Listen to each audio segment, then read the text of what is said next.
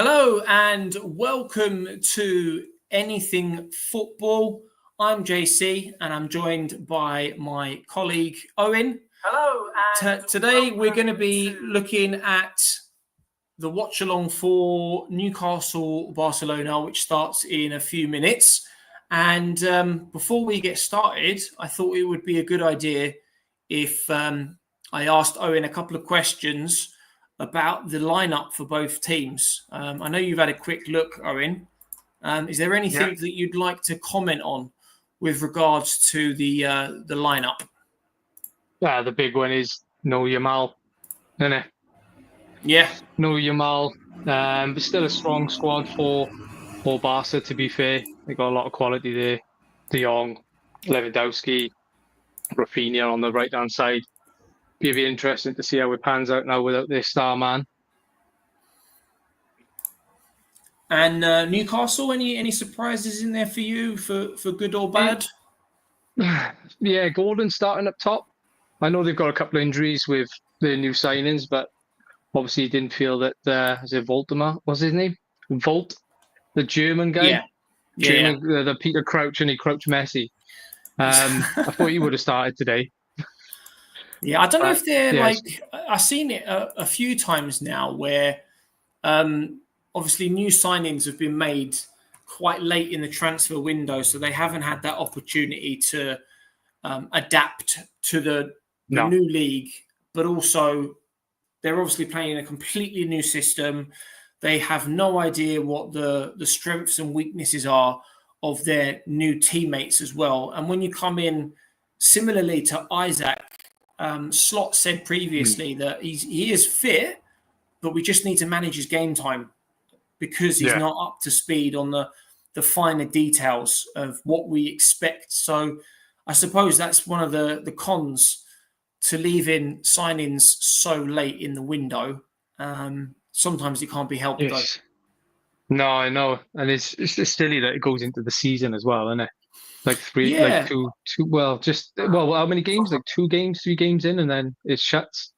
And they keep changing it every time. A few years ago, they did actually, because they vote on everything in the Premier League, don't they? They say they've got to have a majority vote of 14 clubs have got to agree on the same thing. And I think it was either 1 or 2 seasons they did agree that they were going to close the transfer window before the season started. But then the problem with that was all of the teams abroad in terms of like the big 5 leagues, Spain, Italy, Germany, France, they never agreed to close their transfer windows at the start of the season. So if they wanted to come along and pinch a player from the Premier League, it meant that the Premier League clubs didn't have an opportunity to then replace that person. So I think that's why it's reverted back. And obviously the Premier League can't push the fixtures back because the calendar's already congested as enough as it is, especially if you're a top 6 side. You're in 4 competitions. You've got the World Cup coming up this summer as well. So it's a really sticky situation. So, but I do agree, games. It would be nice if all leagues agreed on it. So it sounds like they're all trying to play it to their advantage. Yeah, which would make sense, especially like the Real Madrids and Barca's and when they're coming in for Premier League talent. Yeah. But yeah, it's been a funny old window, hasn't it? Late signings are all taken. But they're that Vissa, you're going back to like injuries and catching up with speed of things. I think he played 290 minutes, didn't he, for his country, and that's why he's out for like 3 to 4 weeks now. So is he? I didn't know that. Yeah, I think Slot touched upon it recently, just saying that he played 290 minutes and now he's out for 2 to 3 weeks because he refused. Well, I don't know if he did refuse to train, but he was in part of the training, was he? Kind of like at Brentford. Yeah, I think he kind of pushed his move, didn't he, to Newcastle. Which was mad. Yeah, I do remember that, actually. He was one of a handful of players that was kicking off, wasn't he, about the move. That's nuts. So it seems to be a bit of a norm nowadays. And there were some good points made by a few former professionals, as well as a couple of people that are still playing. And they said that when the club no longer wants you, they get rid of you, and no one bats an eyelid. There's no criticism. So why should it be the same if a player wants to leave the club? It's exactly the same situation. Why is one allowed to get away with it? Why is one allowed? Why is one seen as normal and acceptable, but then the other one isn't? Yeah, well, it's the same with Highland, isn't it? United. So you're not part of the team, off you go. But no one bats an eyelid about that. No one says anything. And he wanted to stay as well. Yeah, he said, didn't he? He's like, I want to stay. I want to fight for my place. Like, nah. Ruben that's a perfect example of when it I wouldn't say backfires, but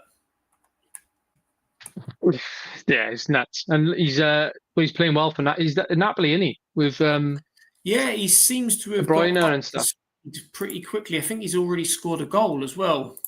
Yeah, he's got one or two goals. Yeah, he scored, I think, possibly on his debut. I don't really pay attention too much to the Italian leagues, but you always see it pop up anywhere like X-Prem. Watch too much. what I will watch is if there's like a big game like Classico chance or Milan derby or Dortmund versus Bayern, just the bigger games really. Yeah, no, it's like the derbies and stuff like that. But it's a tough one, really. When these players go to like play in Italy and stuff, do you think it's more the league and the pressure? Like McTominay, he's flying out there. Kevin De Bruyne has scored, I think, 5 goals, 1 assist, or something like that already for Napoli.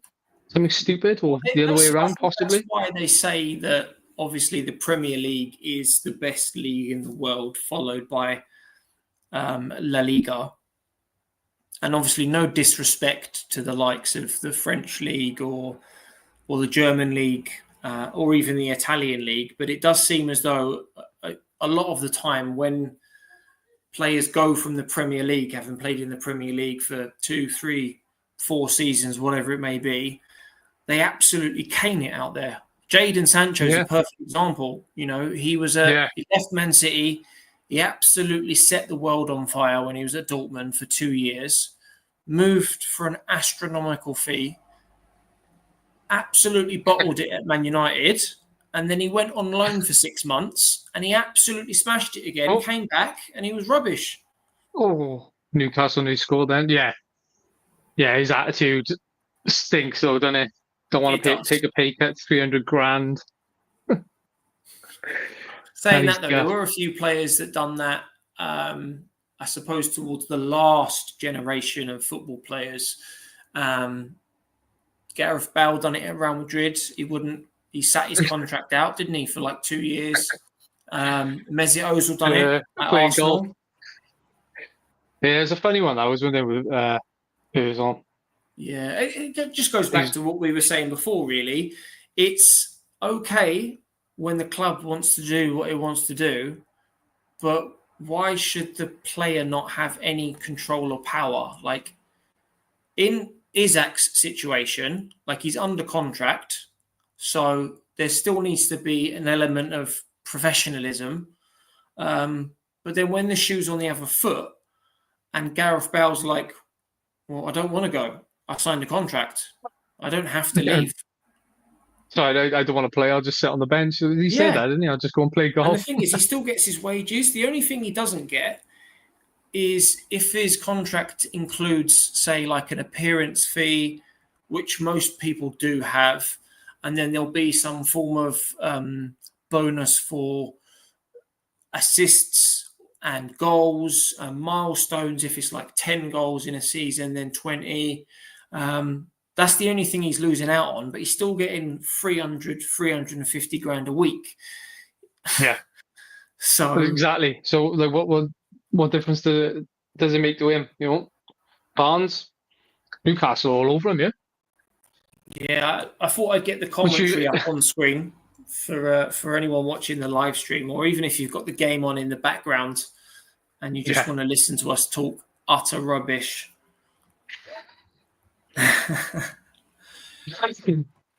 Also on the attack. Rafinha backstick. Any chance? Oh, no.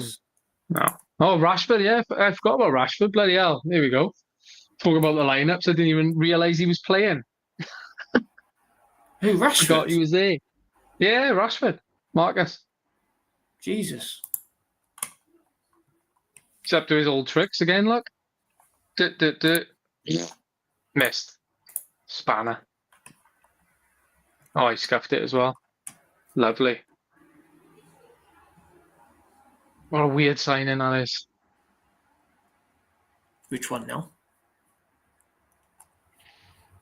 Marcus Rashford at Barcelona. Yeah. He's another one though, isn't he? Well, it's strange, isn't it? For a long time. It makes you think. No, I was going to say, it just makes you think, is there something going on with that football club in the background? Man United, if there is any United fans it's been absolutely diabolical for a while now. You'd understand it a bit more if it was like, say, because it does happen, they'll bring in a manager and they're just not fit for purpose. They're not playing the philosophy that United have built themselves upon and the reputation that they've built themselves upon. If it was an isolated situation where it was one manager and then they got rid of him, the next manager comes in, and all of a sudden he abides by the philosophy of the club, he gets them back on their feet. That hasn't happened. And it's not a case of like it hasn't happened for one or two managers. It's happened across, I think, is it 5 managers now? So the only one you could really say is Mourinho, isn't it? Kind of he's done, and Ollie, but then Ollie done all right as well. What's his face? The Dutch fella won. Was it the Carabao or the FA Cup? Louis Val. Louis Van Gaal's army. Yeah, so I think he won the Carabao or FA Cup. Yeah, he done something, didn't he? I remember. But when it gets to that stage where the problems persist over the course of 4 or 5 managers, then the only logical thing left to do is point to the so-called upstairs, if you want to call it that. Yeah. And they've openly admitted that they're not interested in the club. No, they've just what was it, 663 million revenue. So yeah, but I remember a few years ago when Man United weren't making a lot of money. I think it was the hangover, so to speak, from COVID when they had the lockdown. Obviously, there was a lot of money lost through match day receipts and all that sort of stuff. And the hangover for most clubs in the Premier League lasted for about 2 years. And none of them turned a profit during that period. But yet, the 2 geezers that own Man United, for 2 years in a row, they paid themselves, I think it was a £30 million dividend, even though United were in debt and operating at a loss. They just don't care. Not a money spinner for them, isn't it? Oh, absolutely. They literally couldn't give a flying... Yeah. Greetings from the butt crack of the USA. USA. Good evening, Judge Boy. How we doing, bro? Nice of you to join us. Known as Florida. It's lovely over there, mate. Feel free to pepper us with questions if needs be. Oh, there's an injury here. I didn't actually see who it was. There's a head injury. I think it was Livramento. Yeah, I can just see his legs. I'm not sure if it's a serious one or they just just going through the protocols to make sure he's all right. Also, look like when they lose the ball up in Newcastle's half, they're playing quite high, which is I just don't. Any football team, doesn't matter whether it's grassroots or top Premier League, like that high line does not work. It needs to be scrapped and ASAP. Yeah, especially with the pace that they got in behind. There you go. Oh, yeah, I find that the only time that it kind of works a little bit is when you've got a Big Six team playing at home and they're playing against, say, I don't know, a Leeds or an Everton, where they know they're not going to have possession of the ball for long periods, and all they're playing for is a snatch and grab. Hopefully there's a lapse in concentration when Liverpool, Arsenal, or whoever are passing the ball side to side to side to side, backwards, side to side, and just hit them on the counter-attack. Because it's the amount of games that some of the Big Six teams drew last year, because the opponents just literally sat deep in that compact 4-4-2. And sometimes you just can't break it down. No. Yeah, it just becomes a training exercise. Yeah, you're going out and around, back up. It's the only thing that I noticed, I said to you previously, was with the Burnley game for Liverpool. This is the most recent one that we've seen that parked the bus. I like it. I do. I think it's class because it's one of those, from a defending standpoint, and I've played for football team for like 13 years plus with Cumberland Celtic, and we were like the underdogs, and we just had that mentality. If we were away from home, we just enjoy doing the ugly things, like what Scott Parker said. He said we're going to have to be enjoying being uncomfortable, and there is no better feeling when you come off the field. Either you win 2-0 like we've done previously, or you just frustrate the living life out of like the so-called big dogs, which it was like Barry Town, but back in the day, they were all on a bit of money and stuff. But yeah, there's no better feeling when you frustrate a team like that. But then, in my opinion, where I think Liverpool were going wrong, was pushing the centre halves too much into that, like on the ball, pretty much as a midfielder. If not even. I think I remember you bringing this up before, actually. About how not deep, how advanced, I suppose, the Liverpool players were during that fixture. Who was it against? Was it Liverpool? Liverpool-Burnley, sorry. Yeah, Liverpool-Burnley, yeah. So I remember sharing the heat maps with you, and you could see the difference in... I kind of based it against like Bournemouth, because I wouldn't say Bournemouth are the same quality as Burnley. They're obviously a lot better. But it was just what's this? Have you got it up? Yeah. Can't they see? That to me is like, when you look at it from the final third part. A slight preference to the left or the right. This is what just you see with most centre-backs. Yeah, but with that, it's just too advanced, and I think it just shuts down that space for Gravenberch to get in, or even just you just find yourself on top of each other. Yeah, exactly, and it just shuts all that space down. What are they going to do? They're just going to camp on their 18-yard, and then there's two banks of four with a striker kind of playing as a, shutting off the passing angles into the midfield. And I noticed it yesterday as well, especially with Liverpool, where that was a bit of an open game, so you couldn't really kind of call it. It'd be interesting to see against other teams, but when they do play on that halfway circle and start dictating the play from there, there's a lot more space. But we shall see. There's going to be a lot more games like that. The problem for teams like City, Arsenal, Liverpool, Chelsea is when they go and play a team that know they're not going to enjoy possession of the ball for long periods.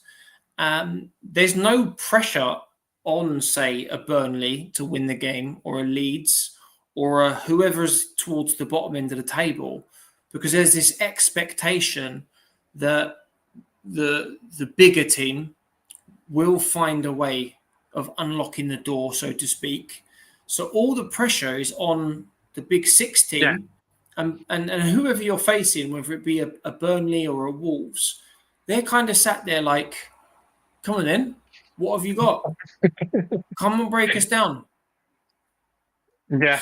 And last year with Bournemouth, when people thought they would sit back against Liverpool and they just played open attacking football, and then it kind of goes against you then. It's like, oh, maybe you should play that sort of, park the bus sort of role.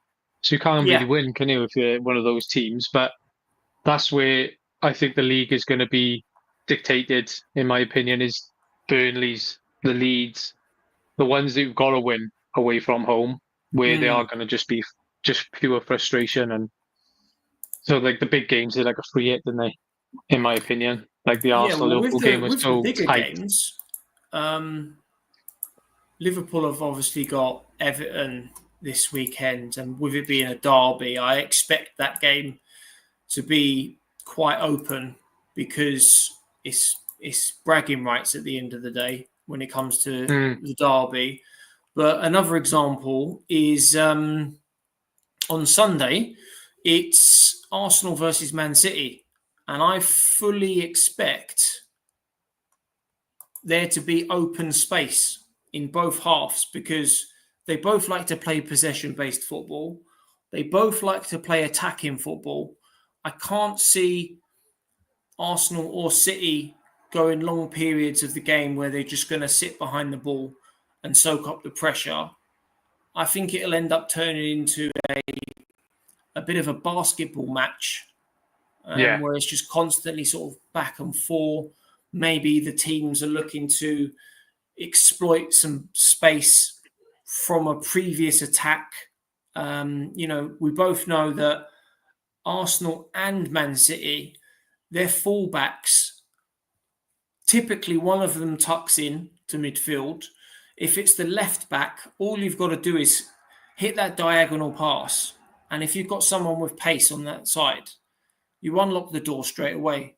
So the fullbacks could end up playing a really key part in whether or not they stick at the left back or right back position in sensing that danger, or if Pep or Arteta's like, no, you go and I want you to tuck in, I want you to create an overload in midfield so we've got an extra man so we can overwhelm them.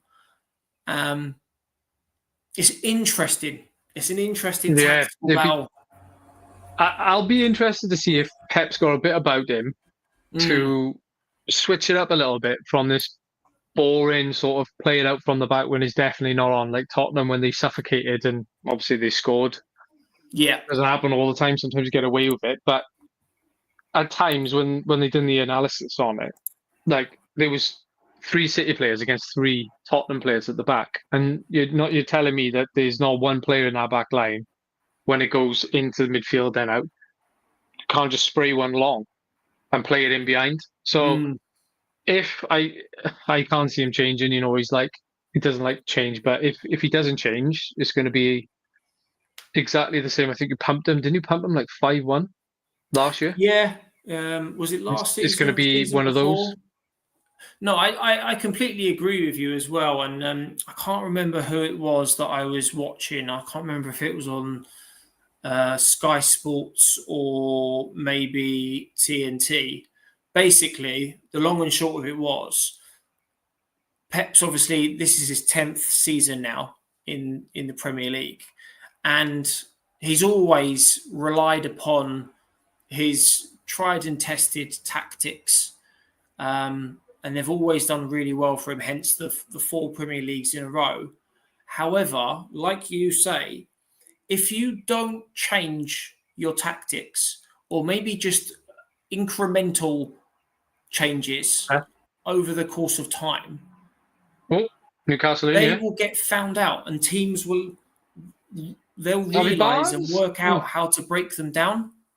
And the one thing that City don't have at the moment is when Pep took over, he inherited the likes of Aguero, Kevin De Bruyne, Fernandinho, Yaya Toure, and they were in a league of their own.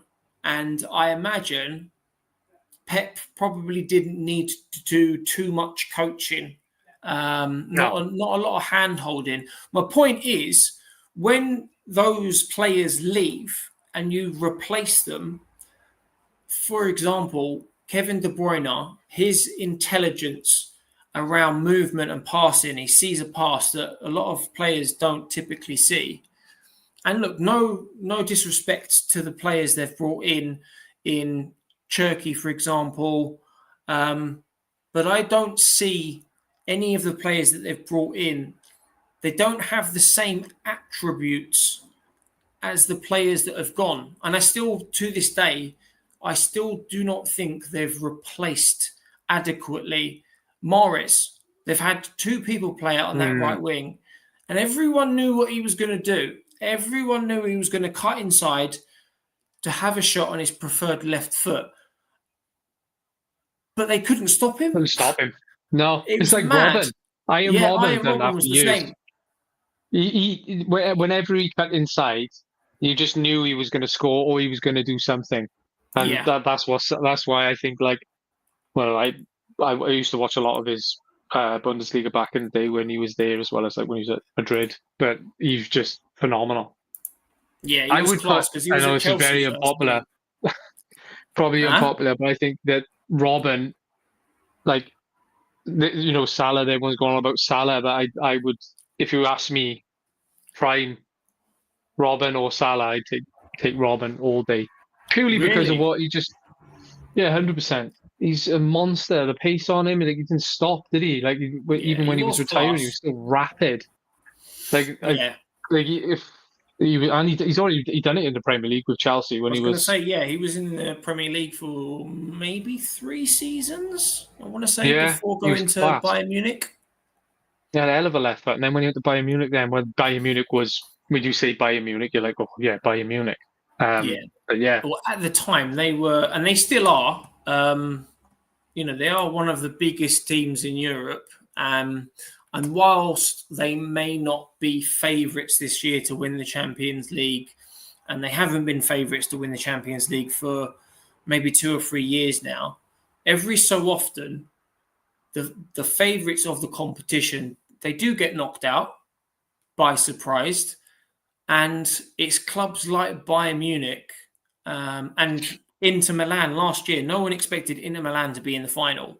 I know they didn't win it, but it only takes that type of opportunity, and all of a sudden, you've got a Bayern Munich in the final, and they've got class players. There's no doubt in that at all. They've got some good players. They've got a decent squad now. They do have a decent squad. They recycle players really well. Yeah. Well, Michael Owen said something recently which was interesting about, like, why don't we see another Michael Owen in the Premier League at that age, like a Wayne Rooney when they burst on the scene. He makes a good point, is that we go and buy, Premier League teams will go and buy an already made 24, 25-year-old, probably from Germany. Whereas they're, like, I don't know if you remember Julian Draxler, or Havertz as well. Like, they all played when they were 16, 17. They already got like 50 games under their belt in the Champions League, at the time, and then we're buying them. And he does make a good point there, because every other league seems to have faith. Yamal, look at him, absolutely flying. I know everyone would love to check a bit on him, wouldn't he? But you make an interesting point there, actually, because whilst the clubs in the Premier League might have, in maybe the last season or so, they've started to introduce more youth players. And I think the reason for that is because they are no longer able to get around the PSR rule. And any players that are from the youth academy, if they're in the squad, it's essentially like a free player. They've not paid 40, 50, 60 million pound for them.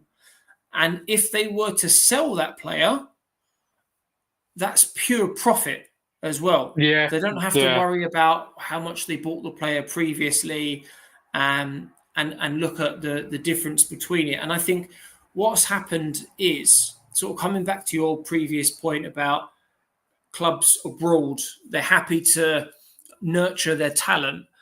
What has become apparent is Germany, for example, they're really good at doing it. Dortmund, probably the best at doing it. But they're realizing the talent that is available at 16, 17, 18 years old in the Premier League. They know that these players are not going to get game time, especially those at the likes of Man City, Chelsea, Arsenal, Liverpool. Don't get me wrong, you'll always find maybe one or two players that might sneak in, but the wider picture, they just don't. It just doesn't happen. And then you get a situation where Jadon Sancho, I know we spoke about him already, but Jadon Sancho left City for £7 million. He played for Dortmund for 2 years. They built him up, and it's exactly what you said. You end up going then and spending 50, 60, 70 million pounds on a player, which you could have avoided if you just gave him the opportunity. Yeah, exactly. Yeah, and then like my mate's a massive City fan. He's like, he just couldn't understand. Like he was obviously good at the time, not to integrate him into the team. But it's the same with Cole Palmer. Like I went up to watch City a couple of times, and he's come on the last 10 minutes, and he looks decent. And then from what I heard, then after the game that we watched, he went to play for the under-21s. A couple of hours later, scored a hat trick, and my mate's like, this guy should be starting. Yeah, but I think it was a week before he left for Chelsea. They played City played Arsenal in the Community Shield, and he came on. I think it was like the 75th minute, and he so casual. He picked up the ball, and I think he pinged it top bins from about 30, 35 yards. And there was no like. He didn't care. Yeah. He made it look effortless and easy. Yeah, he's a talent. He is. He is a talent. I would have loved to win from Liverpool. Someone like that would have been your, not like for like, but it would have, I don't know, softened the blow as such for when a Kevin De Bruyne leaves. And coming through the youth system as well, you know he's going to be like Phil Foden. He's City through and through. And you end up playing for the badge a lot more because you've got a passion for the club. And now they've massively missed out on that. Yeah, it's a strange one. But then that's Pep for you, isn't it? Rather go and buy 50 million. Ready-made players. Yeah, well, he is ready-made. He's showing it, isn't he? Yeah. This is a question. Well, other than like Foden, maybe Cole Palmer, like, is there any others that Pep has like kind of brought through? You got your O'Reillys. You got O'Reilly, Rico Lewis. Can't think of any else. These kind of balls there is. Nah. When you look at Chelsea, though, Cole Palmer came from City. Tosin came from City. Lavia came from City after moving to Southampton. So they've got like 3 or 4 players. They've got Liam Delap, who's at City as well. Yeah, that's another one as well. Like not to be given a chance. I know he had to go out on loan a couple of seasons just to go and get some experience and stuff. But every time he come on, he scored for City when he was given an opportunity. Yeah, this is what makes me laugh, though, and I don't understand why clubs don't do it more. If you can clearly see that you've got a 16, 17, 18-year-old who is clearly talented, but he ain't quite at the level to challenge a senior player in the first team, but in maybe a couple of years, you could see that happening. Why are they not sending these kids out on loan? Tie them down to a long-term contract. Send them out to somewhere like Germany or the Championship, where they're going to get minutes every single week, and they're going to understand the physicality of the game. And by the time they get back, they'll have had invaluable experience. And if after one or two loans over the course of one or two seasons, the player comes back and he isn't up to speed, you'll have a player who's played in the last 2 years who's in the shop window now. Everyone understands. That's why you get players from certain clubs, like McAtee. He signed for Nottingham Forest, and apparently Pep Guardiola was like, I want a similar fee to the one that was paid for Cole Palmer, but no one had seen him play. So how does that? They ended up having a much smaller fee in the end, because how can you justify a fee of that sum when for not seeing a player that much? Yeah, all you've done at best is maybe seen some youth football, which we all know for players who are talented, they make it look easy, but then the transition into the first team, they often fall apart and they don't make the cut. So it's been a bit of a weird one. No, I agree. Yeah, it's Liverpool kind of do it quite well as well. I know they give them a lot of chances. Like a lot of them when they played the League Cup final, they all went off to different clubs, and I don't think they've started to. I don't really see any headlines of, like Bobby Clark tearing it up and stuff. But they obviously got their moves to first team football in like the Bundesliga, I think it was, or Austrian league. Yeah. Tyler Morton, sorry, I think he's doing really well for Lyon, and he's been in and out of the squad. You can see he's got something, but credit to them. I think that some of them they've got a buyback clause on them. So like if they do really well, which is another thing, then it's like, well, we can buy them back for this much. Yeah, they get first dibs as well, don't they? Yeah, on a lot of the buyback clauses. That was what my mate was saying about Sancho. Like City had first dibs to buy him back. Yeah, and he was like, why don't you just buy him and then just sell him? Like if United were going to throw that much money, you could have just got him back, and when if you want him, it's 80 mil, and they obviously would have done it. Yeah, they obviously had a nice little. Yeah, they had a nice little add-on or sell-on fee. Arsenal had the same issue with Cesc Fabregas when he was at Barcelona. He was there for 3 years. Yeah. And then we had a buyback clause, and Chelsea wanted him, and Arsene Wenger was like, no. No, I don't want. Yeah, I was going to say he didn't ask. Like he offered himself to Arsenal, and they were like, "No, we don't need you." And he's like, "Well, at the time, that was nuts." That was it blame him then, can you? No, I think blame at him for the going to time. Chelsea then. I think at the time when that happened, I think our midfield consisted of young Aaron Ramsey, young Jack Wilshere, who at the time we weren't to know that he was going to be hindered with injuries. I think maybe Cazorla and maybe Alexander Song. Yeah, well, he would have been better than him straight away. Yeah, so in comparison, there wasn't really a need to bring him back to the club because we were already stacked in that department. If anyone, I even said at the time when Liverpool on definitely like a rebuild at that time, to chuck, which wouldn't have made any sense for him to come at that time because, like I said, massive rebuild and they were painful to watch. Yeah. But that sort of player, that is what we were crying out for and we were missing out on. But now it's come full circle now, which is quite nice. We're getting all the up and coming talent in like I think Rashford. As you said earlier, it's either got to be, in my opinion, you've either got to give these kids a chance out on loan to prove themselves, right? whether it be a season or two. Sometimes it could be 2 seasons, right? Because the first season, they've got to make that transition into, the real world of football. And for some players, that could be hard.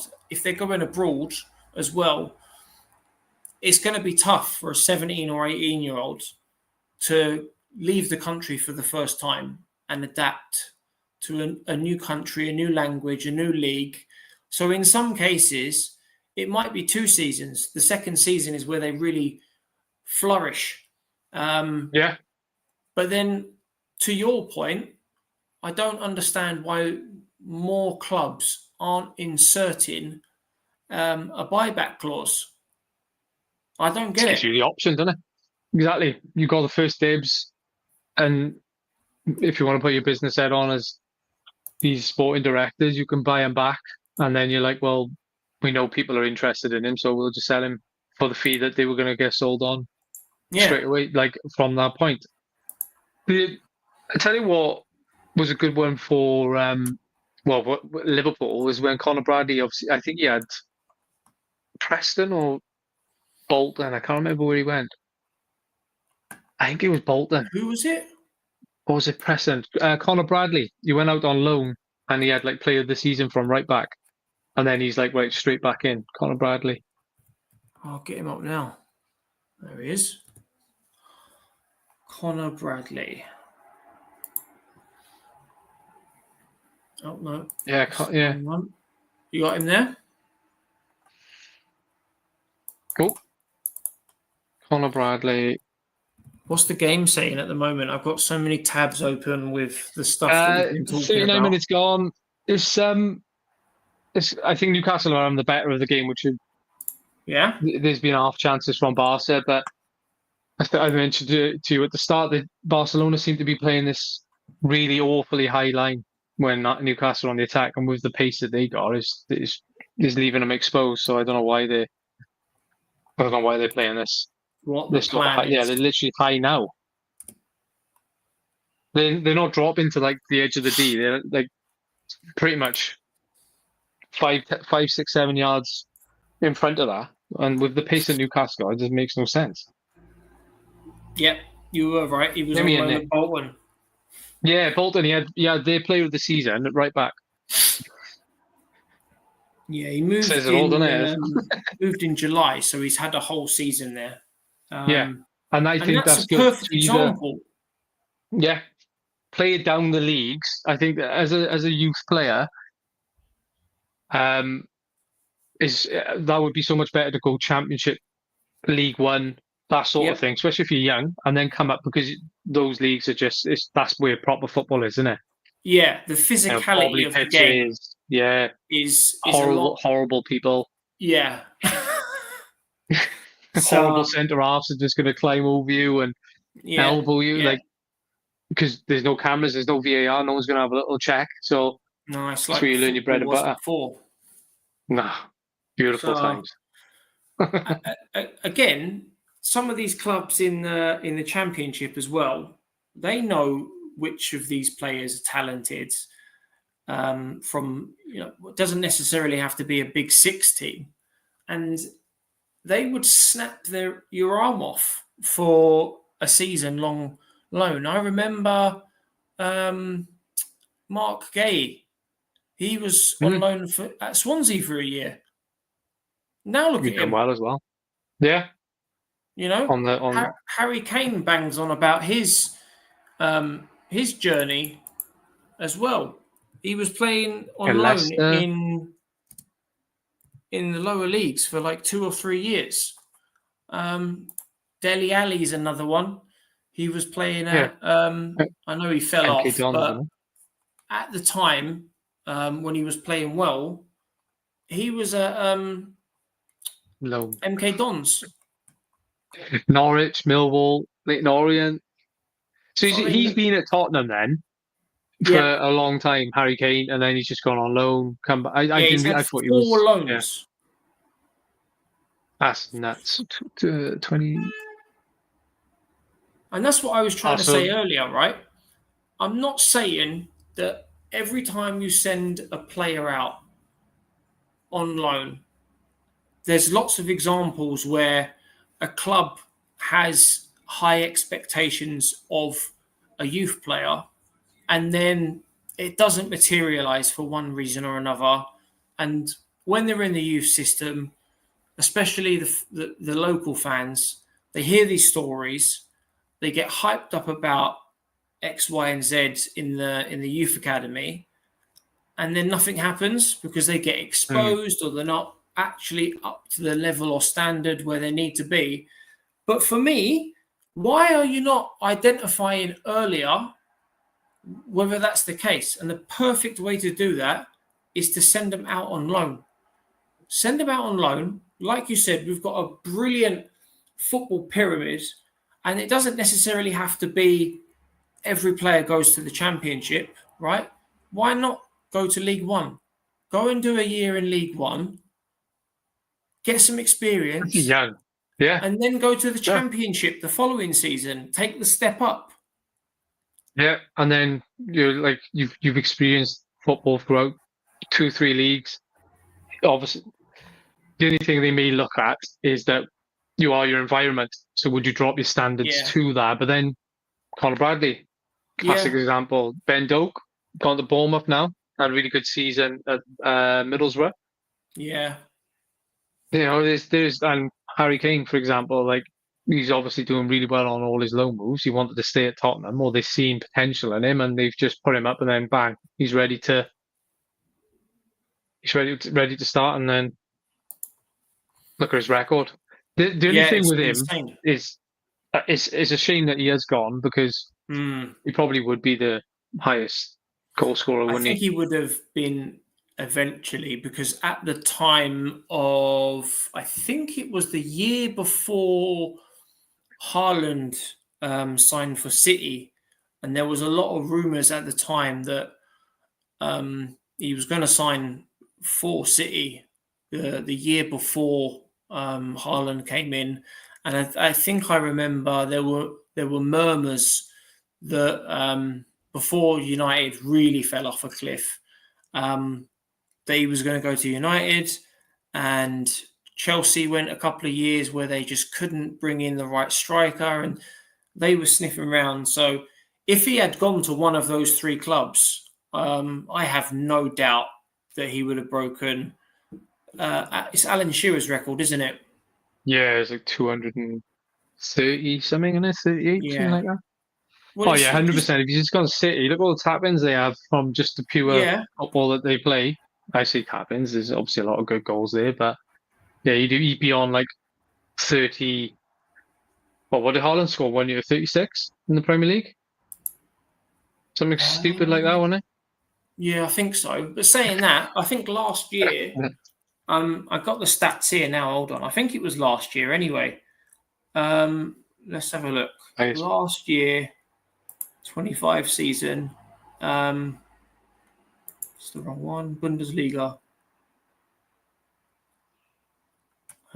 26 goals in Bundesliga. 11 in the Champions League, and then another one in the Cup. So he's literally got like 40 odd goals, which is nuts. Yeah, and the good thing about Harry Kane, he's a bit like Rooney, where he will be. I think he will drop when his legs go. Obviously, he's an out and out striker. But he's got the vision and the passing technique as he can drop into a different role. Yeah, he could drop into a 10 where he just gets in the spaces, doesn't have to do too much running. Well, he does it for England, doesn't he? He drops deep for England. Yeah, I don't get that. If you're going to drop that deep, you may as well suit the system to him. Yeah, because then when they're trying to find an outlet, there's no one there. Yeah, he's not up there. I know, I remember seeing one picture before, and like Harry Kane was in the right back or left back position getting the ball, and you're like, yeah, and then he was taking corners as well, and you're like, you great header of the ball. Why are you taking corners? There were other players as well who were good at taking corners. I don't know if it was an entitlement thing or a control thing, or whether or not, I can't remember who was manager at the time. I think was it Southgate? Wasn't it? Yeah. I don't know if it was Southgate who said to him, Southport. "You're on corner duty," but I don't know. But looking this as well, I didn't bring it up first time. This was his first season in Bundesliga after moving from Tottenham. And he That's scored 36 goals. 36 goals in 32 games. And then he scored another 8 goals in 12 appearances in the Champions League. Champions League, you can go like that's the top level and elite of the elite. Yeah. Where you can Bundesliga. Sorry, go on, mate. No, I was going to say, I was just going to say, like, the Bundesliga is one of them again, isn't it? Like, Bayern Munich always dominate. Yeah. It's very open football. If you do see the highlights, there's so much space that could make someone like a Sancho look decent. And then it comes to the Premier League, and he's a lot different. But he's already proven it in the Premier League, so you're like, well... Yeah, he's got nothing left to prove at that stage of his career. But that's where the likes of Dortmund are really smart because, realistically, they know that the German league isn't comparable to the Premier League. But if they can show that a player has come on leaps and bounds since they signed him, they know that they're going to be able to turn a massive profit regardless of whether or not it works out for the player. So Jadon Sancho is a perfect example. Was his name Jeremy Gittins? The guy that signed for Chelsea from Dortmund? Then you've obviously got Jude Bellingham, who went for 25 million from Birmingham. And then I think he went... How much did he go for? It was a hefty fee. Oh, they reckon he's worth 170 million euros. 103 million Real Madrid paid for him. And Dortmund paid 30 million euros for him, which I think is about 25 million pounds. So my point here is they're really good at identifying solid youth prospects and paying a small sum of money. Jadon Sancho, 7 million. Bellingham, 25 million.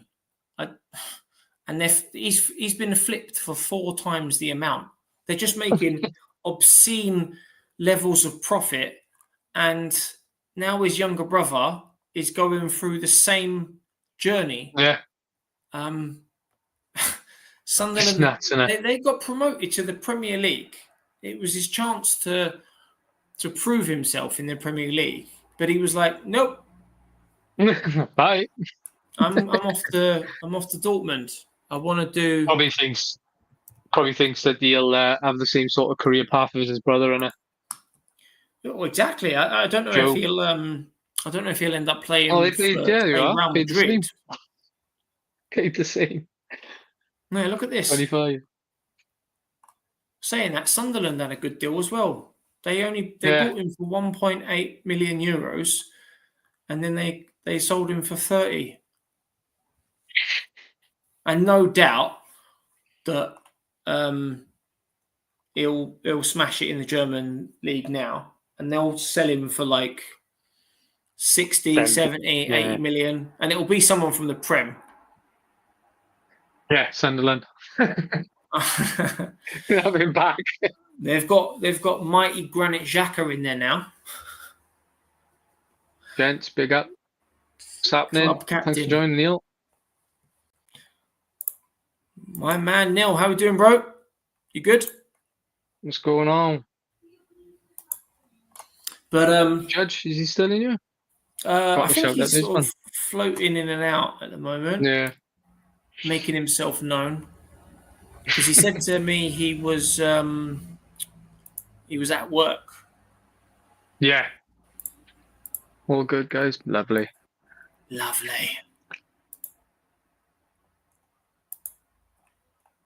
Well, the game, from what I've seen, in and out is strange one, really. I thought it was going to be a bit more goals because like the whole of the Champions League, there's just been goals everywhere. Yeah, the But first this two one's been, nights. first two. Well, even the games earlier on from I tuned into was a couple of Bruges It was against the early Monaco. That was like kickoffs. 4-1. Yeah, and then Yeah, I Leverkusen were missed losing those. 1-0. Yeah, I just kept a little eye on them. But Newcastle started the better. They've both had like half chances, I'd say, in this game. It's Yeah, nothing too drastic at the minute. yeah. Looking, let's have a quick gander now. So it's about. Oh no, it is half time. Order in the house. Yeah, it's half time.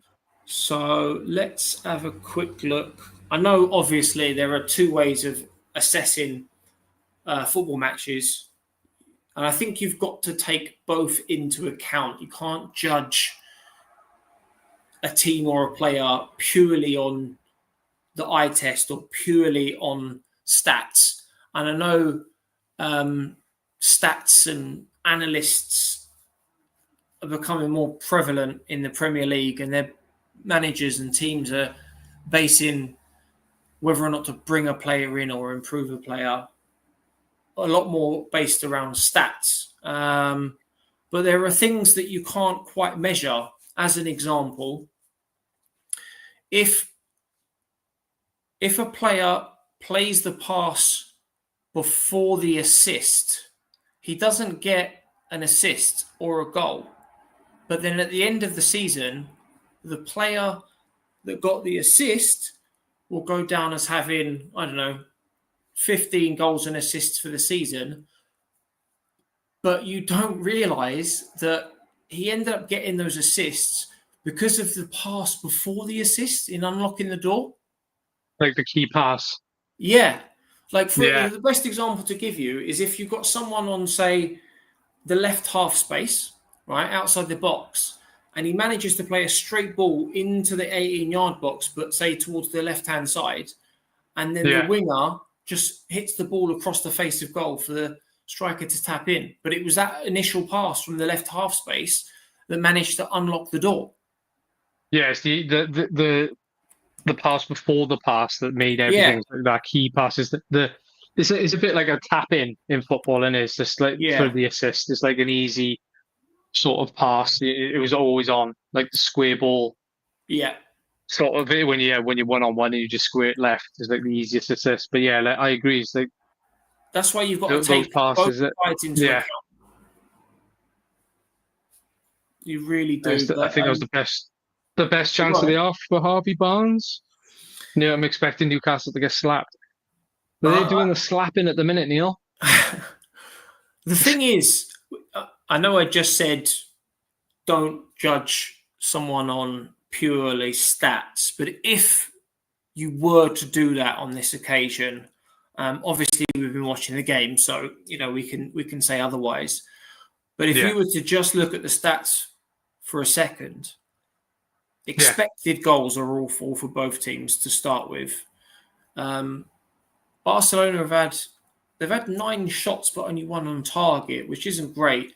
But they've had 66% possession away from home. And we all know that St. James's Park is not an easy place to go and play football. They make it an absolute cauldron, especially for the big games. So I don't know if you look at that and think, oh, Barcelona dominating, but when you see when you're actually watching the game, it's a lot different. And the better chances of falling to Newcastle. Yeah, well, they've only had 3 shots and 2 on target. So their conversion, for me, they need to work out a way to have possession of the ball for longer periods so that they can then have more shots. Because when they are shooting, they're testing the goalkeeper. They're asking questions, but they're just not doing enough of it. That's where their new signing, the Crouch Messi, will come on. Yeah. Is he on the bench? He seems clinical. Yeah, he's on the bench. He scored on the weekend as well against Wolves. Was that his first game? His debut? Yeah. Good goal as well, to be fair. Header back. Well, he was like kind of leaning back and took it into put it into the left top corner. So I think they were saying, I think when they were doing the breakdown of who he was and the analysis or whatever you want to call it, they were saying for his size, he shouldn't be able to do what he does. He's very agile and quick and good with his feet for someone as big as he is. Yeah. From what I've seen, I think he scored in the final for Stuttgart. Is it? Is he playing with? Just Stuttgart. Some of the stuff he does, you can see why they're like, how are you producing that? But they played to him. He's got the height and the feet. Yeah, he certainly has. So let's have a quick look here. So Newcastle. Neil, who do you support there, mate? If you're in the chat, I'm assuming Barcelona. If you want. I said I already know who he supports. Oh, is it? He's not a Man United fan, is he? No, he's an Arsenal fan. Oh, even worse. You twat. Oh, dear. But this blows my mind. Look at this, right? So, yes. Stuttgart sent him out on loan twice to Evansburg and Werder Bremen, but they got him for absolutely free. Yeah. If we come up here and look at his stats for, obviously, ignore this season. Let's have a look at. No, that's the wrong one. Arsenal through and through. All right. If we have a look at this one, right? He scored 12 goals in 28 games in a league which is, by Premier League standards, if we were to send players over there to get minutes, they typically tend to tear it up. Going back to the example of Jude Bellingham when he went there, Harry Kane whilst he's there now, Jadon Sancho, who was horrible when he came back to the Premier League. My point is, where I'm going with this is he scored 12 goals in 28 games. And I might be being harsh, but they've paid £85 million for a player that scored 12 goals. It's similar sort of stats to Sesko as well with United. They paid I don't understand around 60. I think it's a panic buy though, wasn't it? Because Isak was already saying he's gone, and then they had Visser. When you look at some of the other players that have gone for, say, a similar monetary value, he's not worth it. Because I think Liverpool signed Ekitike for about that much. Yeah, we got 60. I think he had 2 seasons of 12, 15 goals and 8 assists. Like last year, he started to tear it up. Yeah, how much did he go for? Hold on. 95 million euros, so about the same. Yeah. But I think when he was playing in Germany, he was so he had goals. 15, so 22 goals in total. Yeah. And then the previous season, he had 4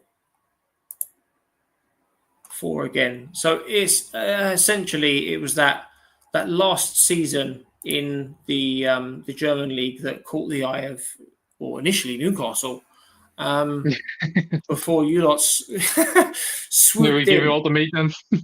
We take. What made me laugh about that is they went, obviously Liverpool went over to Newcastle and said, look, we're going to give you a British transfer record fee of 120 million. Newcastle said no. And then Newcastle went and put a bid in for Ekitike. And Liverpool were like, well, if we can't have Isak, you can't have Ekitike.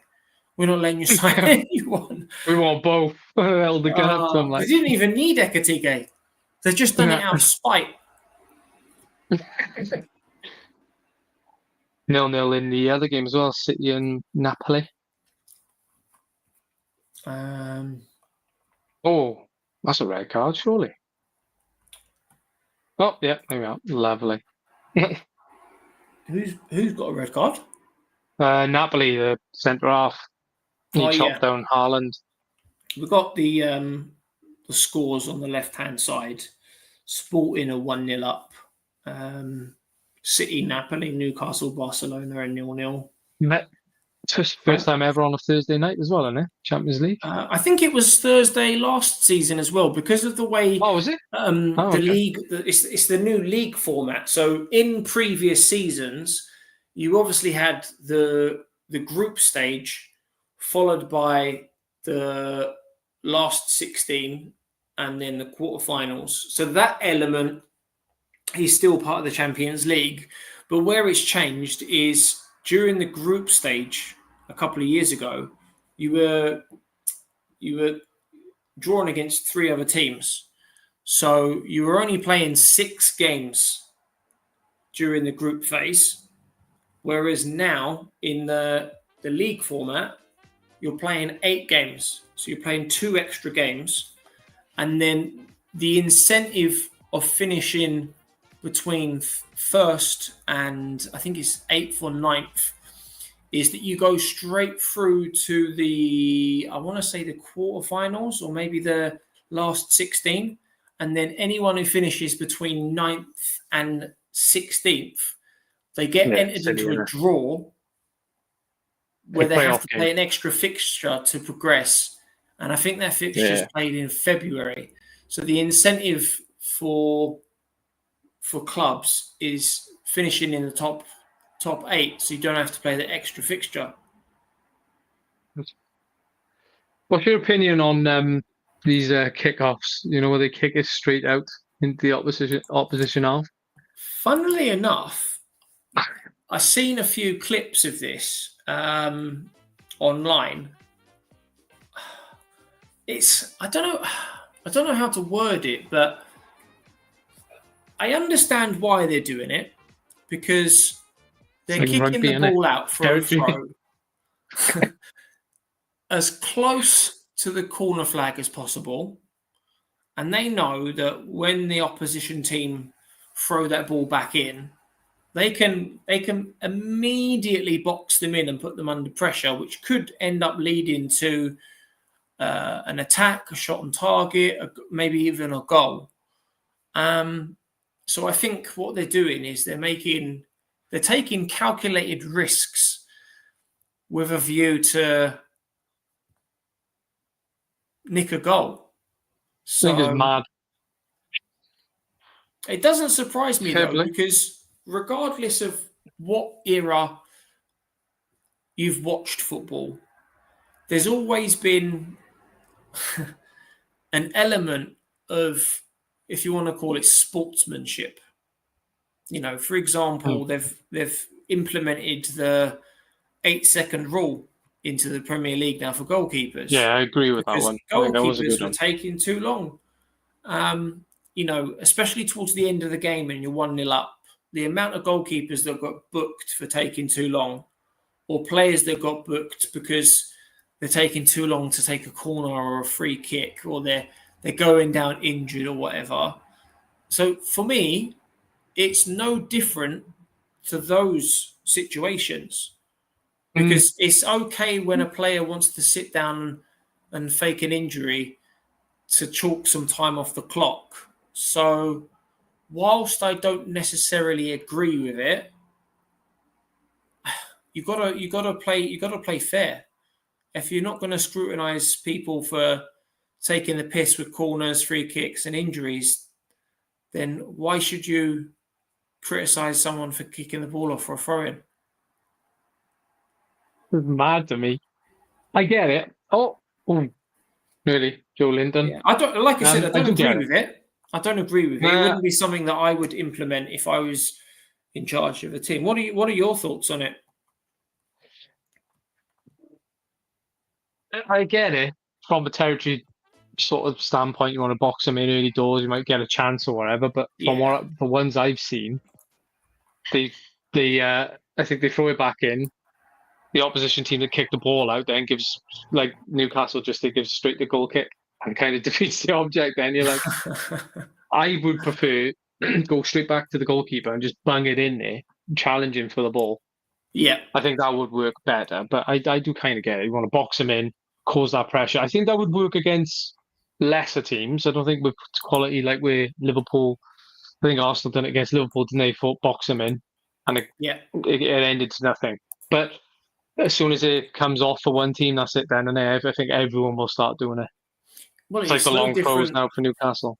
Yeah, it's no different to when Pep Guardiola brought the tiki-taka playing out from the back. In his first season, he just got rid of Joe Hart because he wasn't good enough with his feet, and he brought Edison in. And a lot of people questioned that because he was unknown. And now, every team in the Premier League, barring maybe one or two, even the smaller clubs, they all do it now. Every single one of them. Schmeichel made a good point. Schmeichel made a good point when he was talking, excuse me, on the overlap with Gary Neville and stuff, and he would actually join in with the sessions, which I think is a good idea. Yeah, the little five-a-side games, but as an outfield player to get his touch, and because it is back then it would have been massively important to have good feet because of the state of the pitches. But I do agree, like there's nothing worse. I played with some donkeys of goalkeepers who can't even, their one job is to kick the ball and is always going out.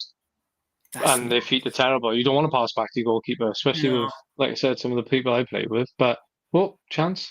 Rashford. Oh! I just hit him straight in the head. He's on the floor.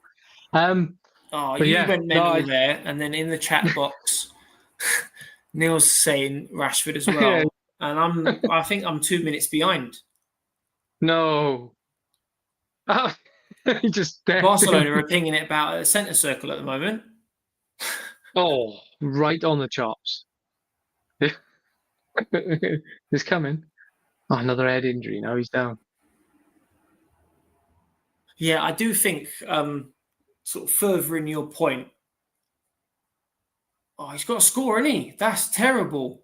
Shake my head, I agree. I think if you want to call it the last crop of goalkeepers where it really changed is, I remember when Arteta took over at Arsenal, and we had Peter Cech at the time in his later years.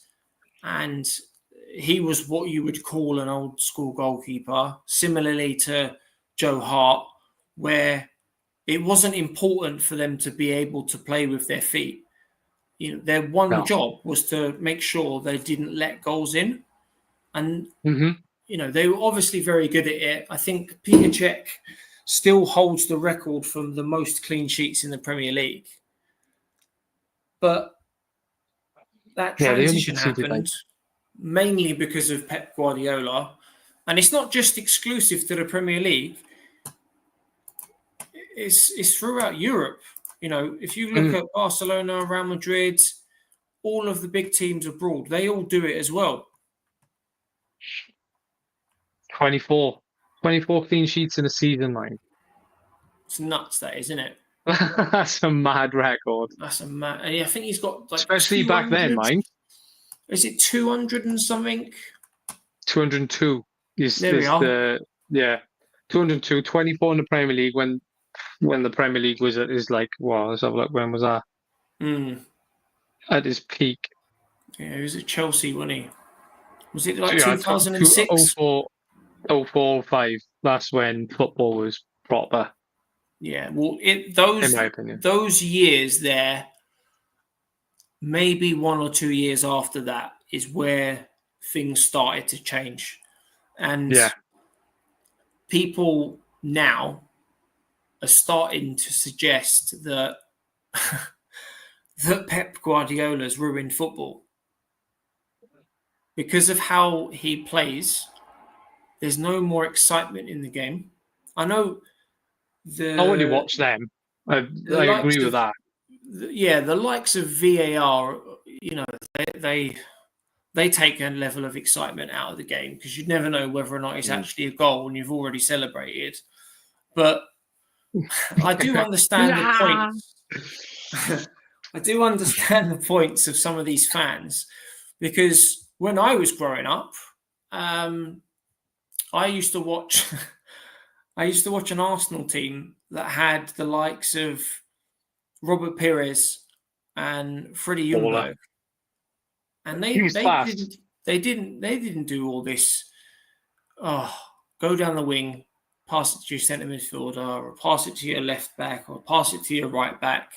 They would go at players. They would take shots from outside the box. Yeah.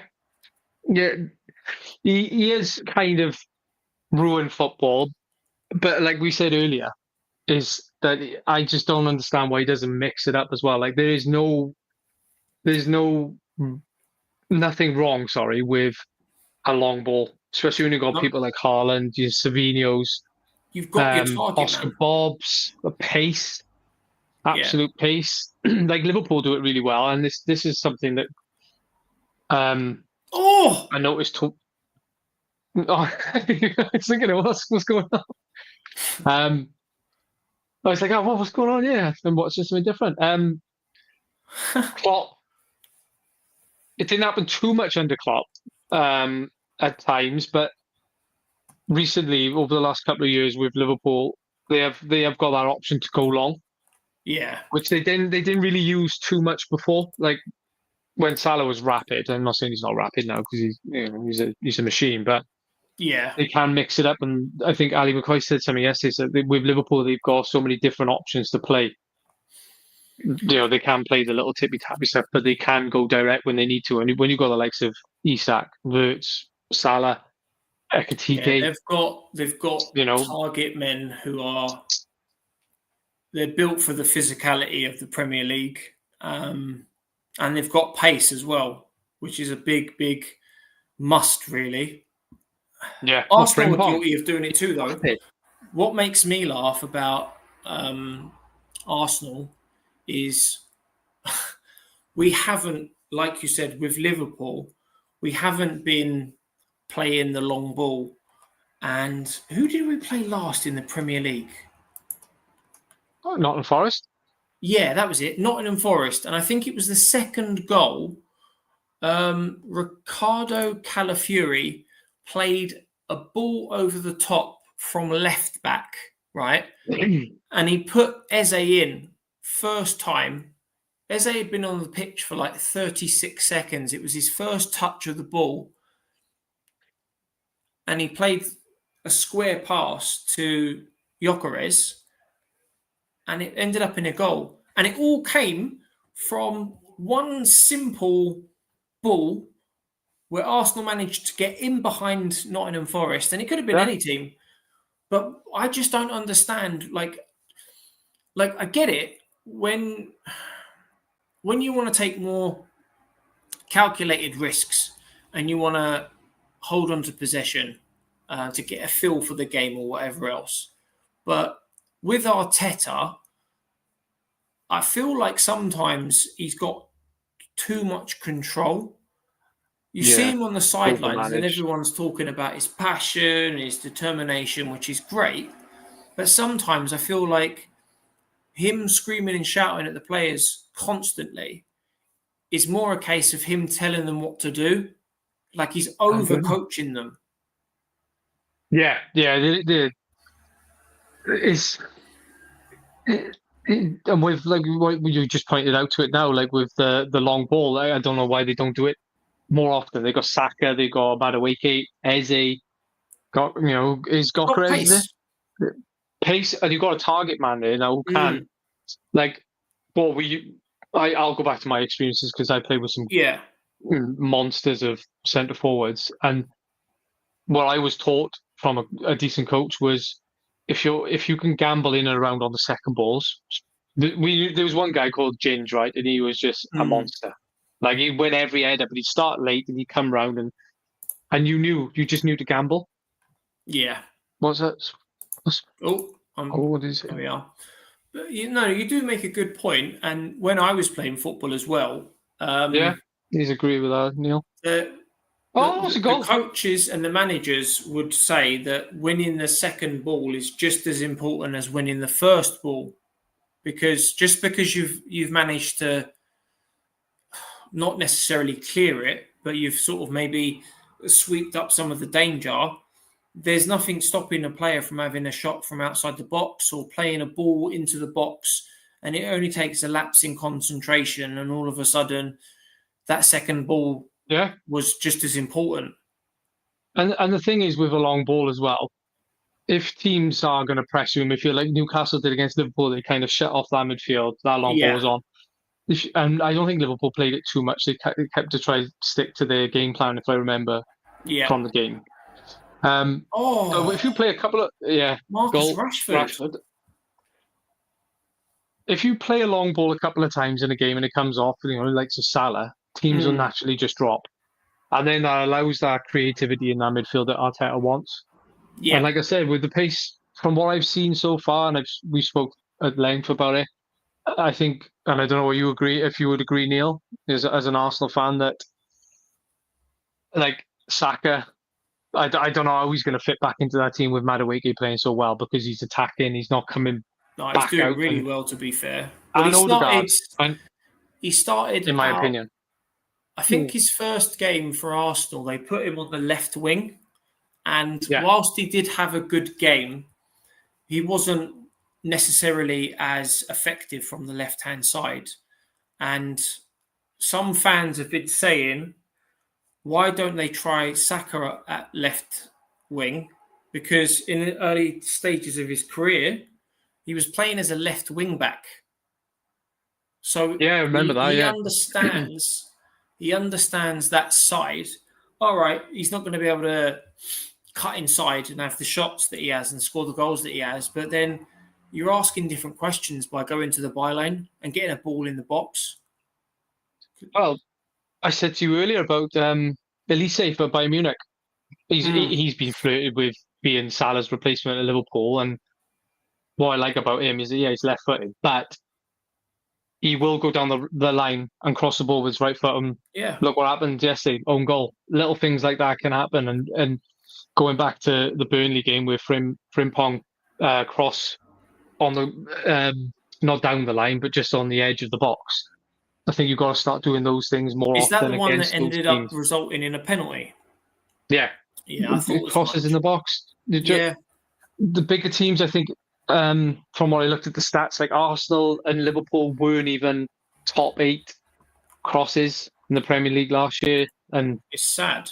And that was a big factor for you, because when I was watching when it was in a title race, this would probably be one for Neil as well. It was like, it was frustrating me as just like a neutral watching it, even though I wanted you to lose for give us a title, obviously, but it was so frustrating to watch Odegaard cut inside, pass the ball out and around. When there's, and I get it, you didn't have a striker at the time, but anything can happen. Like this, trying to with Odegaard, he was ultimately brought in because there was a lack of creativity. But then, good edit to have. He hasn't. And again, I don't know because when he plays for Norway, I know he's got Haaland in front of him, and the movement from Haaland is obviously very different to what he gets at Arsenal. But the point I'm making is he flourishes for Norway, and with all due respect to Norway, right? They don't have the players in their squad that are equivalent to, say, the Arsenal team or the Man City team. So how is it that when he goes on international duty, he's allowed to do those things that clearly work, but then when he comes back to the Arsenal squad, he doesn't do those things? So for me, I think he's being overcoached. Because I remember pressure not to lose a ball. Pep Guardiola, Thierry Henry told a story. I think it was in his first season at Barcelona, and he was supposed to be playing left wing. And in the second half, he went onto the right-hand side, picked up the ball, scored a goal, and Pep subbed him off. And he was like, why have you brought me off? And he was like, you weren't playing where I told you to play. So completely ruthless. And it makes you wonder whether or not he's taken that mentality and he's drummed it into people like Odegaard. Like, do not deviate from the plan. This is the game plan. if you're not willing to stick to it, if you can't see how this is going to work, then you're not going to play. He's obviously like highly regarded with Norway, so they just sort of you do your thing. This will work around you and Ireland, and it clearly works. No pressure, no sort of micromanagement. No. But yeah, it's interesting to see how. I am going to watch a lot more Arsenal games this year just to see the difference. But for what I've seen already, I got to be honest. If you want to win the league, I think you've got to stick with keeping Odegaard out. I'm not sure Neil thinks on that because he's your best player and he's captain, and possibly Saka as well. I know Saka's decent; he's a goal scorer, but with Madueke going down to use his right foot, where Saka kind of prefers coming on his left, doesn't he? It's going to be a bit. I think that's where the difference is going to be in the Premier League this year. Is if people like Salah, who how much I criticise Salah, and every time I criticise him, he shuts me up because he scores or assists. But I just want him to I want him to go down the line and use his right foot a little bit more, because I think that with the firepower in the box, it just makes sense. What's the point of having Isak and Ekatike in there if you're not gonna? Yeah. If you're not going to get crosses in the box, and again, like I said, against Burnley, that's where the penalty come from, and that's where we start to get a bit more joy. And it could be the same for Arsenal now. You're going to we all know what's going to happen. You play Burnley, what are they going to do? Park the bus. Yeah. Park the bus, and it'll be down to. What makes me laugh about that though is, as fans who want to see entertaining football, right? They'd love to see their team play entertaining football and win games. I don't think fans are saying completely and utterly drop this possession-based football, but you have to ask different questions throughout the game. Yeah. So, do your possession-based stuff, get a feel for the game, maybe have a look at where the gaps are, and then change it up. That's the bit I don't understand. And then the example that I gave you earlier of Eze and how easy it was to unlock Forest's defence. And what makes me laugh even more is if you were to go and watch the highlight reel of Gyökeres's goals for Sporting last season, I want to say maybe more than half of his goals were either through balls along the ground, in behind defenders, or long balls. And we're not playing to his strengths. He's come in and Arteta's basically said to him, obviously I don't know this, but reading between the lines, rather than changing the system to complement him, he's integrated Gyökeres into Arteta's system, like it or lump it. And it's affecting his game. Yeah, I know he's got 3 goals in 4 games, but it doesn't look the same player, does he? Oh my God! He doesn't look the same player, and he goes long periods in the game where he's not involved. Mate, we didn't catch up. We didn't catch up. Oh my God! What a goal, Rashford! Again? He did. Yeah. No. What minute are you on?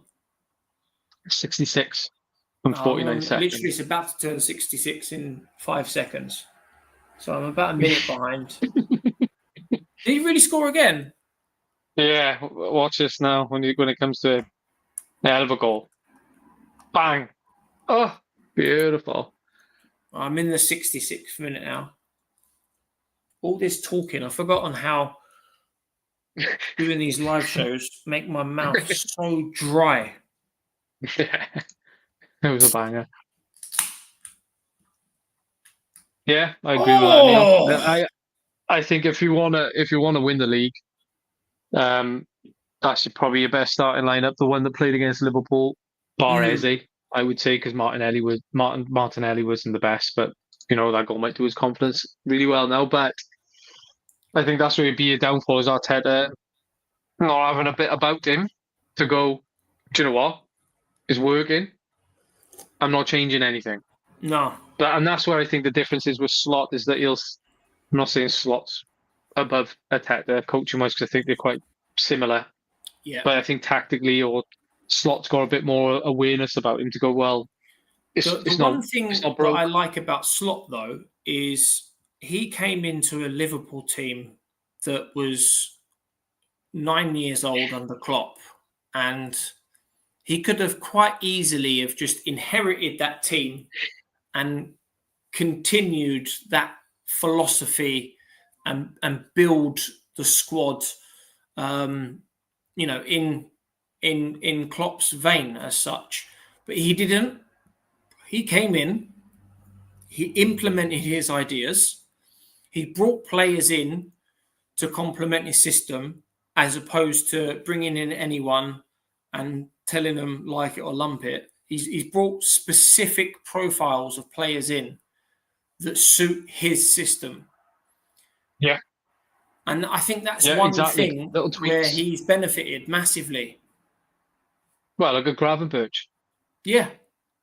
Like straight away, just like you could see that's where, and like Klopp was obviously the class manager, but he was playing him, centre midfield, but straight into the centre defensive midfield, and he's just had an unreal season, and now he's just gone another level again. Yeah, like the best player on the pitch. He is absolutely class, and with Slot obviously coming into the Premier League in your first season, having managed in Netherlands, there's always that element of, is he going to be the right manager for the job? But he came in and he absolutely smashed it. And then, the skepticism going into the second season, which is now, people were suggesting that, they're going to fall off the rails. And arguably, there were a few games in the 4 games that you've played so far in the Premier League where maybe you've kind of got away with it a little bit. However, when you do manage to scrape results in the manner that you've scraped those results, it's a sign of a title-winning team. You've got to find a way, even if you don't deserve to win. You've got to find a way. Yeah, exactly. And it will take a magic moment. United have done it for years. How many times did people go, "Oh, we battered United," and then they go off the other end. They just got that quality, or there's a lucky penalty, or Fergie time and stuff like that. So yeah, all the means. It's an element of luck. Yeah, there's always going to be an element of luck, but that's the bit that I don't like, is that the element of luck has been taken out of the game because players are being told to take less risks. And when you look at someone like Eze, for example, I know he's still adapting to the Arsenal squad, but when you look at how direct he was for Crystal Palace, how much flair he brought to the game, I don't imagine he's going to be not necessarily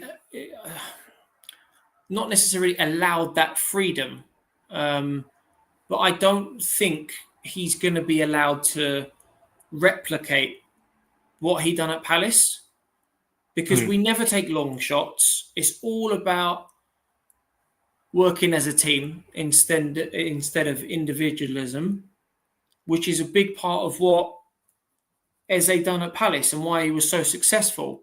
So it's going to be a really interesting one to see how Eze develops, or whether or not Arteta is going to allow him to have that spark where he can maybe make things happen on his own, because it's what we need. Yeah, we don't have that. I think Eze is the sort of person, when you look at him, I think he's like, I'll do what I want on the pitch. It works. Yeah. And I think a lot of players, like, there should be some players like Odegaard. He's clearly micromanaged. So why not just go, "Oh, do you know what? As long as your disciplinary is great in defence, Yeah. happy days. Like keep that discipline. But when it comes to like going in the final third and taking risks and stuff, just do it. Or, like You got to they do got the it. quality, but yeah, it'd be I silly don't to put understand shackles it. on Izzy. Yeah, I don't Just understand it stupid. because Arsenal this season, and not necessarily was it always the case last season, but Arsenal have played 5 games across the Premier League and the Champions League the other night, and we've only conceded 1 goal in those 5 games, and that was a free kick Yeah. from Liverpool. So it wasn't even from open play. No. My point To be is, fair to Arsenal. what I'm getting at is when you say the likes of Odegaard needs to take more risks because he knows that the defenders will do a job. It should give him confidence that if we do lose the ball because he took a risk, for every risk he takes where we lost the ball, you'd like to think that there will be opportunities where he takes a risk and it comes off. It's not always going to be a risk where something bad is going to happen. But at the same time, you know that the likes of Gabriel, Saliba, Mosquera, Lewis Skelly, Yuri and Timber will clean up. And that's the thing. I know there's a lot more tension on like Liverpool games and stuff, especially like Man City now on the weekend. It'd be interesting to see what risks you take there. You're home as well, aren't you? Yeah. Yeah. So like for me, that should be similar to last season when you steamrolled them. Again, the high press. There didn't seem to be any sort of fear there, but it's just. I'm just going back off like last season with Arteta's team, and I'm just like, look, it must be frustrating for you as Arsenal fans watching that and just being like, come on, like you're just waiting for that, get it in the box, do something, just go down the wing, and every single that time, final push that we need. Yeah, too many touches. I think Neil mentioned about too many touches. We've baked the cake, so to speak. He's built what he's built, and it clearly works. But there's that lack of one element to get him over the finish line, and potentially it could come down to maybe he's a bit too stubborn. Definitely. In wanting to change his ideas, having cut from the same cloth as Pep, who again essentially refuses to change the way he plays football. So you've got to take that into account as well. Do I think it's a good thing? No. Well, what Neil's alluded to it there is about Jack Grealish. Yeah. There's like even Doku though. To add to that, like I say to my mate Doku, he loves Doku, and I'm like, well, the guy who cuts back inside and passes, like he's supposed to be this rapid winger that doesn't use his pace except for against United where he got on the space crossed. Yeah, it doesn't play to his own strengths. Yeah, you bought Jack Grealish for 100 million, and you know why you bought him, because he was tearing it up, cutting inside and putting top bins. But then you want him to come back, pass back, and this horseshoe football, as they call it now, is like going back out and around. It's just like, and he's got 4 assists in 5 games now, whatever it is. Yeah. He's got he started really well, to be honest with you. And you make a really good point actually about Grealish, because he went to City from Aston Villa, wasn't it? Yeah. And I suppose it's kind of very similar to the Eze situation, where Grealish was basically a big fish in a small pond, and he was allowed that freedom. He was allowed to go and make things happen without being scrutinised by the manager or the fans. And then he goes to go and play for City. And the reason you brought him in is to do those things, but then you don't allow him to do those things. I don't get it. It's strange. It's strange, isn't it? It don't make no sense. I just think they were just trying to buy the best person on the market at the time. Or they thought, I don't know. It's strange, but now he seems to be enjoying football again. Now he's playing with a smile on his face. He seems a lot happier. Yeah. He did it a bit of form, to be fair to him. He did it a bit of form at one point with City, but then you could just see treble season? Or was it the season before the treble? I can't remember now. Might have been the one before. But he had I think it was 2 seasons where he done really well because he was in the news quite often, wasn't he? So yeah. But yeah.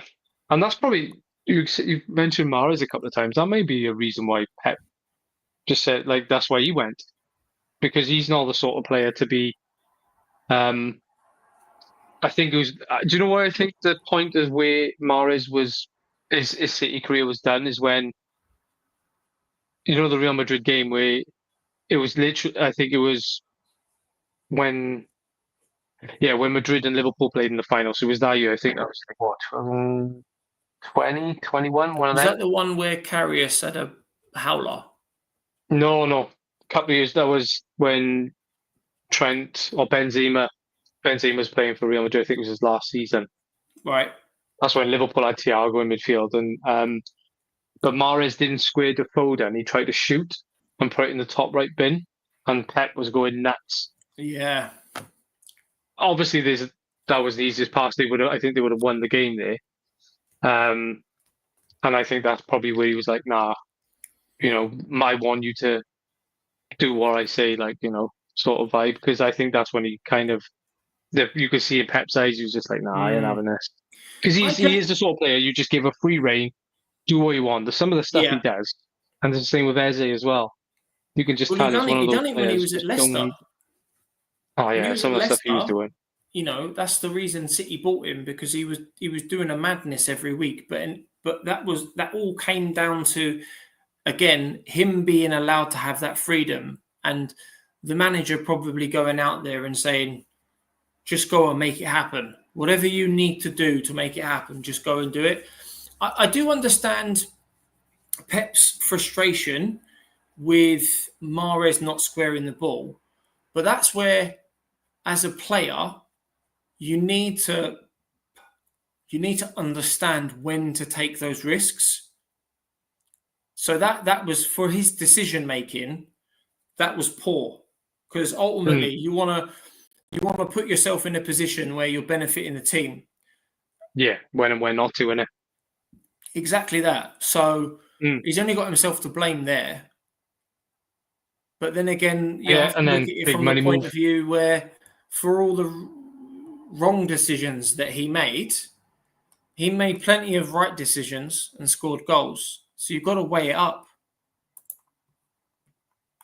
Yeah. He, to be fair, he was class. I'm glad he's gone to Saudi, because it would have been nice to see. It's always nice to see the best players in the league. Yeah. That is a good finish from Rashford, man. What, the second goal? Yeah, it's just showing a replay now. He's just gone off, I think. Fair play to him. Right, 2 secs. Literally be back now. 2 secs. No worries.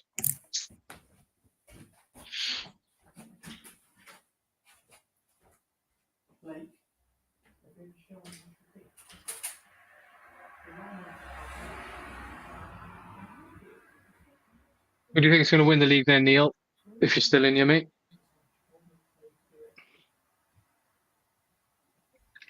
You're back in Arsenal, or?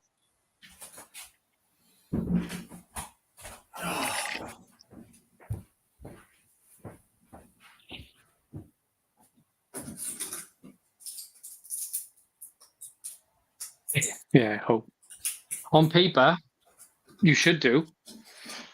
I'm coming back now. It's a funny old season.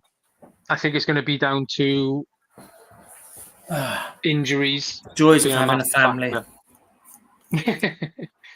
Injuries. Mrs. texted me about 2 hours ago because she's out for a show tonight.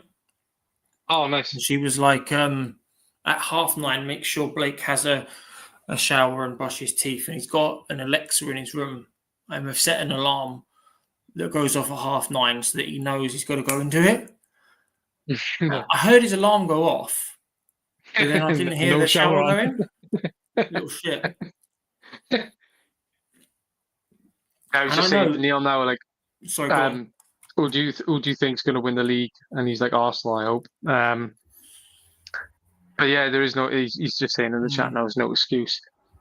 So I said, obviously you're not an Arsenal fan, so there's an element of bias when you ask people like, say, myself or Neil or other Arsenal fans, because I think Arteta's been there for 6 years now, and during the summer, for as long as I can remember, he's always talked about not having the complete squad, right?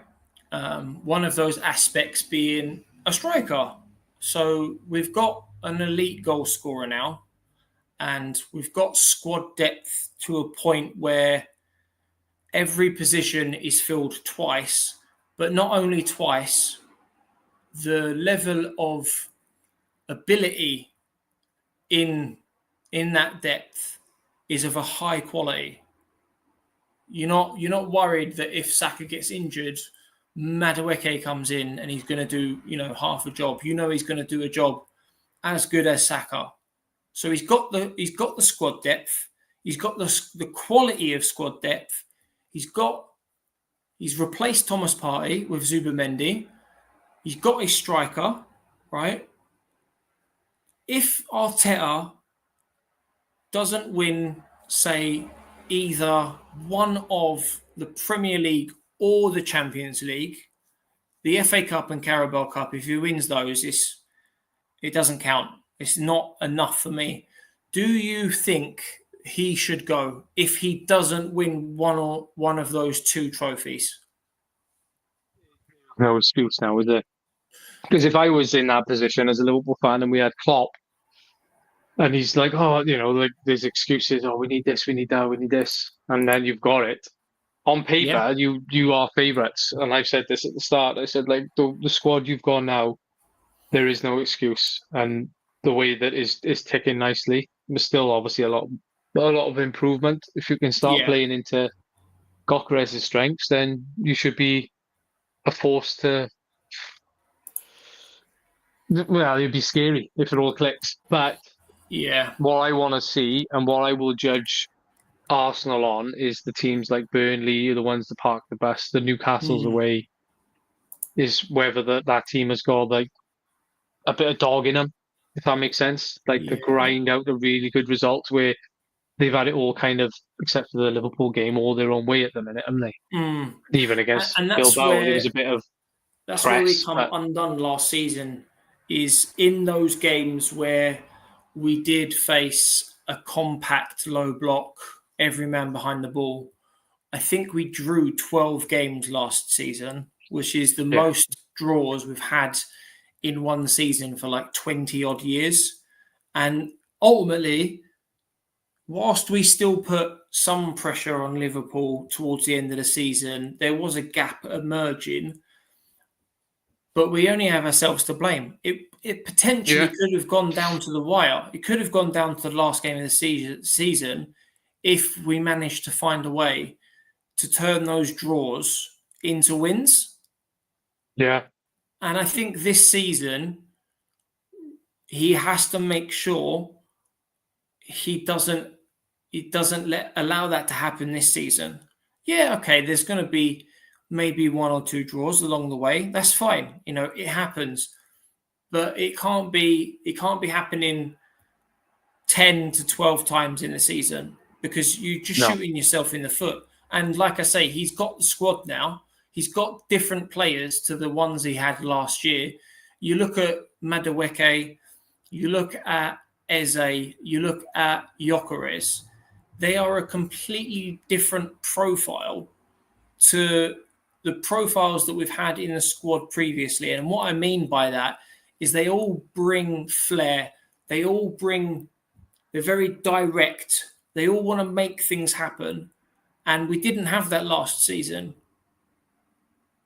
No, exactly. And it even boils down to, like, just what you say about risks. But, like, even when I watched last season, towards the end, and there was a lot of draws or like there was a couple of wins. But even when you won, I think it was a game where I watched, it was 1-0 and Marino header. Yeah. I think that was it. And even then, there was no shots outside the box. And I messaged you when we were watching the game when we Zubimendi. That's what happens. Yeah, it was straight at the keeper in a sense, but you don't see that from an Arsenal team as like last season, like taking shots from outside the box. Why not? Yeah. Szoboszlai, he's got a hell of a right foot on him, and towards, I think it was like the first part of his career, he was hitting shots, and I was like, I don't know why he doesn't do this more often. But again, he could be, keep it simple. Yeah. And when he does let one fire, there's a corner, and then it builds up. Especially if they say that Arsenal rely on their corners. I don't think they do. But if you do want more opportunities to get the ball in the box, take more chances, take more risks. Crosses in the box could deflect out. And this is why I'm keen to see how Eze's role develops in this Arsenal team. Because going back to my earlier point, when he was at Crystal Palace, he did take a lot of shots from outside the box. And a lot of those shots turned into goals. So what's stopping him from doing it at Arsenal, and more so against those teams that are going to frustrate us? Because that will be the ideal scenario where the horseshoe tactics, as you say, they're not going to work. You're playing it from left to right for 20 minutes, and the team that you're facing are so well drilled that it's really hard to find any space to exploit because they're prepared for it. So Eze, for me, is the one that I'm really looking forward to, because I think he's going to take a bit more time. Oh, Gordon scored. Oosh. Nah, he's onside as well. Bang.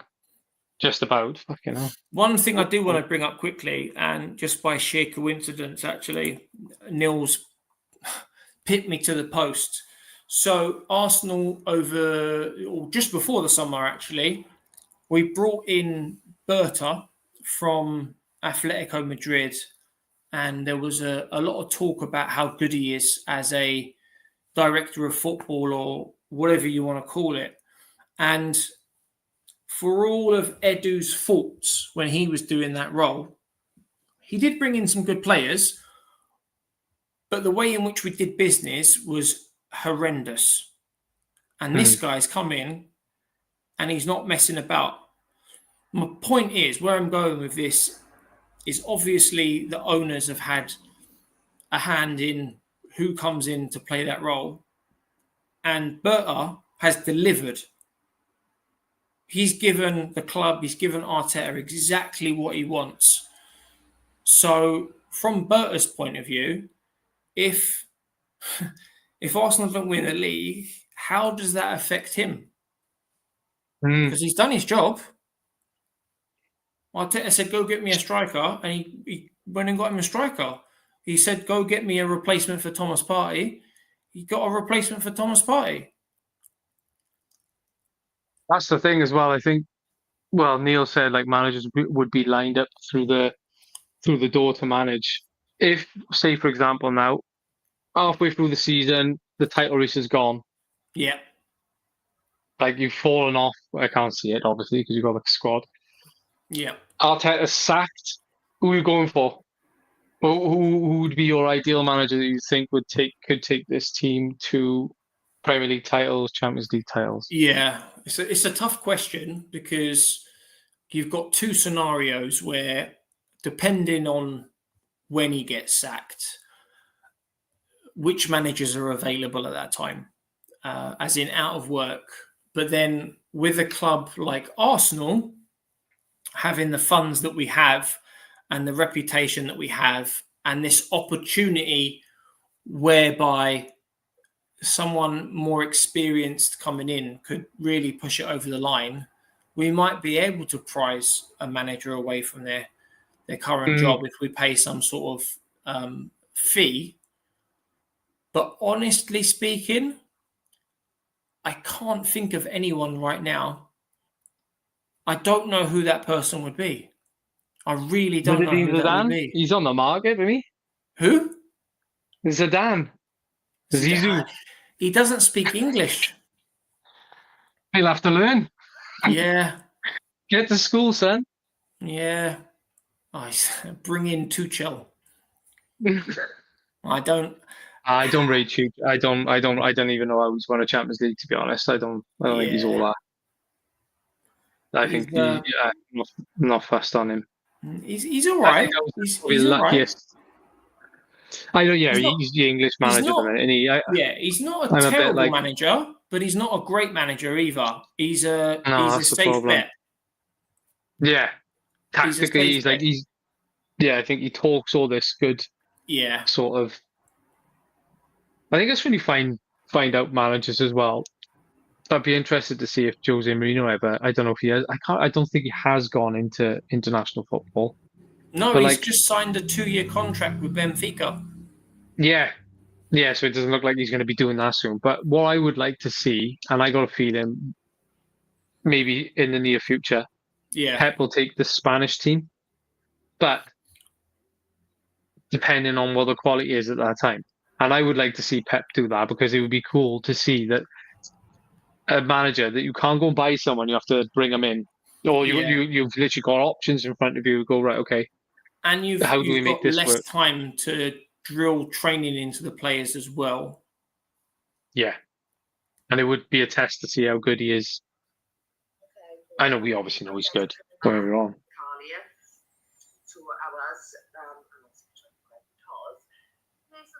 But it would find us the right man. Who would you pick, Neil? If anyone was available now, anyone at all.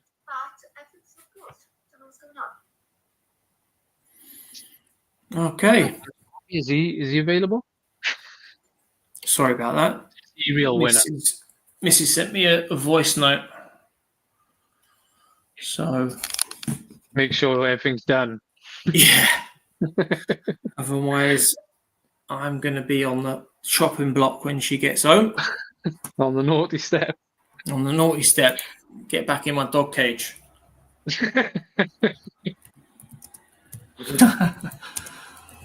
Just messaging her back now. Klopp. Don't you dare, Neil. You can't take our Klopp like that, son. That would be nuts, though, if he did go there. He'd probably... Oh, I don't know. Maybe it'd be rock and roll football, but I don't know if you guys would enjoy that. Isn't he head of football for the Red Bull clubs? Nice little gig for him, that, isn't it? The one in America and the one in Austria. Yeah. So, because it's not like a full-on role where he's like day to day going nuts under pressure. It's a fairly like relaxed. It's more of an as and when needed type role, which is perfect for him because he always talked about needing a break for about 2 seasons in a row, I think it was, and then he never ended up taking the break. He ended up staying on for another season, then another season. So I think that role suits him perfectly. Yeah. I think some of the other managers that were mentioned were Ancelotti was mentioned. Yeah. But the problem with Ancelotti is he prefers an older, tried and tested team. But in saying that, he did help them win, was it 2 or 3 Champions Leagues? He's got... Or with Real Madrid, sorry. 3 maybe? 3? And you don't that's not something that happens by accident. No. So you would like to think that with his experience, because I think he's won the most Champions League trophies out of everyone in the history of Champions League. I think he's got 6. So, that's clearly, it's not a coincidence. So he obviously, he would bring in that winning mentality and freshen up the tactics. And obviously he knows how to unlock teams where maybe Arteta's still learning. Yeah, possibly. Yeah, he got 3 with Madrid and 2 with Milan. Yeah. As a coach. But I don't know. It's not bad, is it? I don't know if he. I don't know if he's the answer. I don't know if it's. It is a tough one, isn't it? Because at the minute there is no like outstanding manager No, that you would want to come to your club. There's no one, is it? Like Mourinho, I wouldn't think he'd suit any no. team in the Premier League at the minute, unless it's someone like West Ham, who he said, didn't he? Oh, I don't want to be anywhere near Europe. But Yeah. yeah, there is no manager out there at the minute. You think, oh, No. The okay, only well, other. Xabi Alonso, maybe. Yeah, that's not a bad shout, but he's at Madrid now. Luis Enrique, that's a good shout as well, Neil. He's a good one, yeah, PSG. That could be a good one, man. Imagine that if Yeah. he's already done everything at PSG and then Arteta gets sacked at the end of the season if And they do play all similar things don't go football in well. the sense of, Arteta's learnt from Pep, who implemented his initial ideas at Barcelona. And Luis Enrique inherited the squad from Pep, learnt from that, won trophies, and then he went to implement it at PSG. So there'll be an element of familiarity in the tactics. Yeah. But Luis Enrique's experience gives you the edge that maybe Arteta doesn't offer at the moment, because he's only 5-6 years experience. He hasn't seen everything yet. Yeah. The only other option is, and I can't see it being the option, because effectively we've already done it with Arteta, and unless it bears fruit this season and results in a trophy, is Neil, mate. See you later, bro. The only other option is to potentially hire and take a risk on an up-and-coming manager, whether that's from the Premier League, whether it's from another league. But even then, who is that person? Yeah, there is no standout name at the minute, is there? It's like, no. Thomas Frank was a good one for Tottenham. He seems to have done really well in bedding in, and I'm not saying that he would have been my choice, but it's he's never managed at that elite level, but he seems to have taken the step up really well, and I can't think of anyone else that would offer that. There might be an argument that Glasner for Crystal Palace has done a good job. Does that mean he'll do a good job at Arsenal? I don't think so. He's a hot topic for Man United, isn't he, at the minute? They reckon, I don't know how it's going to come about, but they reckon he'd do well at Man United, which I think would be a step down. Crystal Palace. To be fair, he's a decent manager, and that's what I meant earlier by, do you take a risk? Because I don't think there's any in between with when you take a risk on a manager that isn't necessarily as experienced or hasn't managed at that elite level. There's not going to be any in between. It's only going to go one of two ways. It's going to absolutely fall apart, and you're going to be sat there scratching your head, wondering why you hired him in the first place. Or it goes in the other direction, and he comes in and he absolutely smashes it, starts pulling up trees. And again, no one expected it, but you're here for the journey. Yeah. Indeed. There's a tough old one, innit? Let's hope it doesn't come to that, because it would be nice to see Arteta and the top managers in the league. But football is a cruel old game. It is. Unfortunately, people need to realise, whether we agree with it or not, that football is a business. And there's a lot of money in it. Here we go. A lot. This is interesting. Who's this now? This is the odds Xabi for the next Manchester United manager.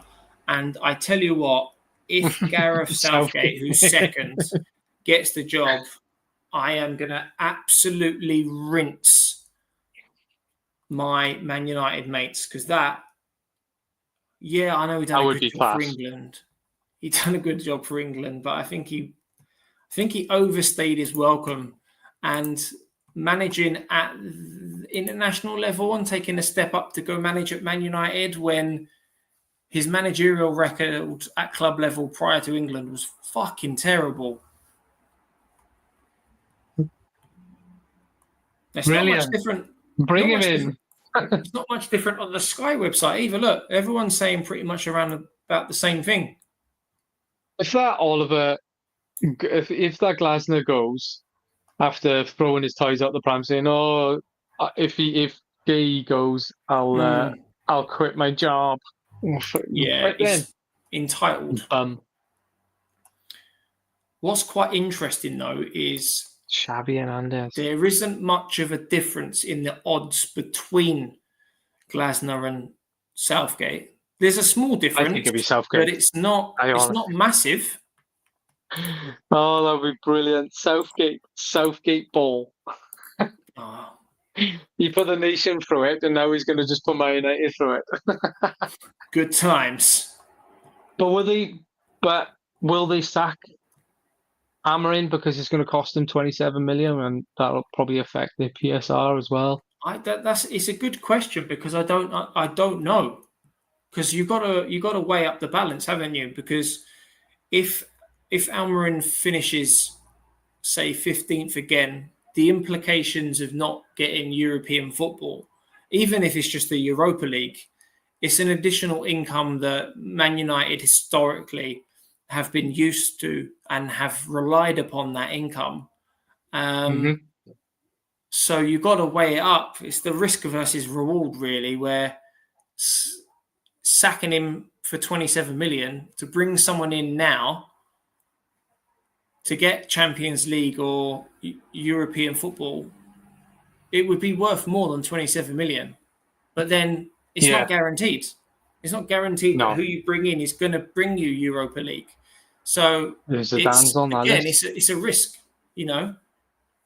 That's the and out of all them, like we've said, right? If these are available managers, but ones who are obviously still in jobs, like Emery, good evening is with Aston Villa. But look at all those names there.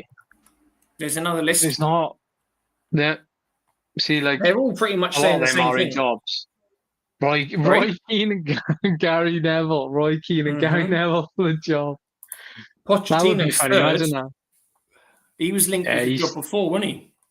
Yeah, he said he ain't gonna go, didn't he? He said something. Yeah, he's just signed. Any back in Argentina or something, isn't he?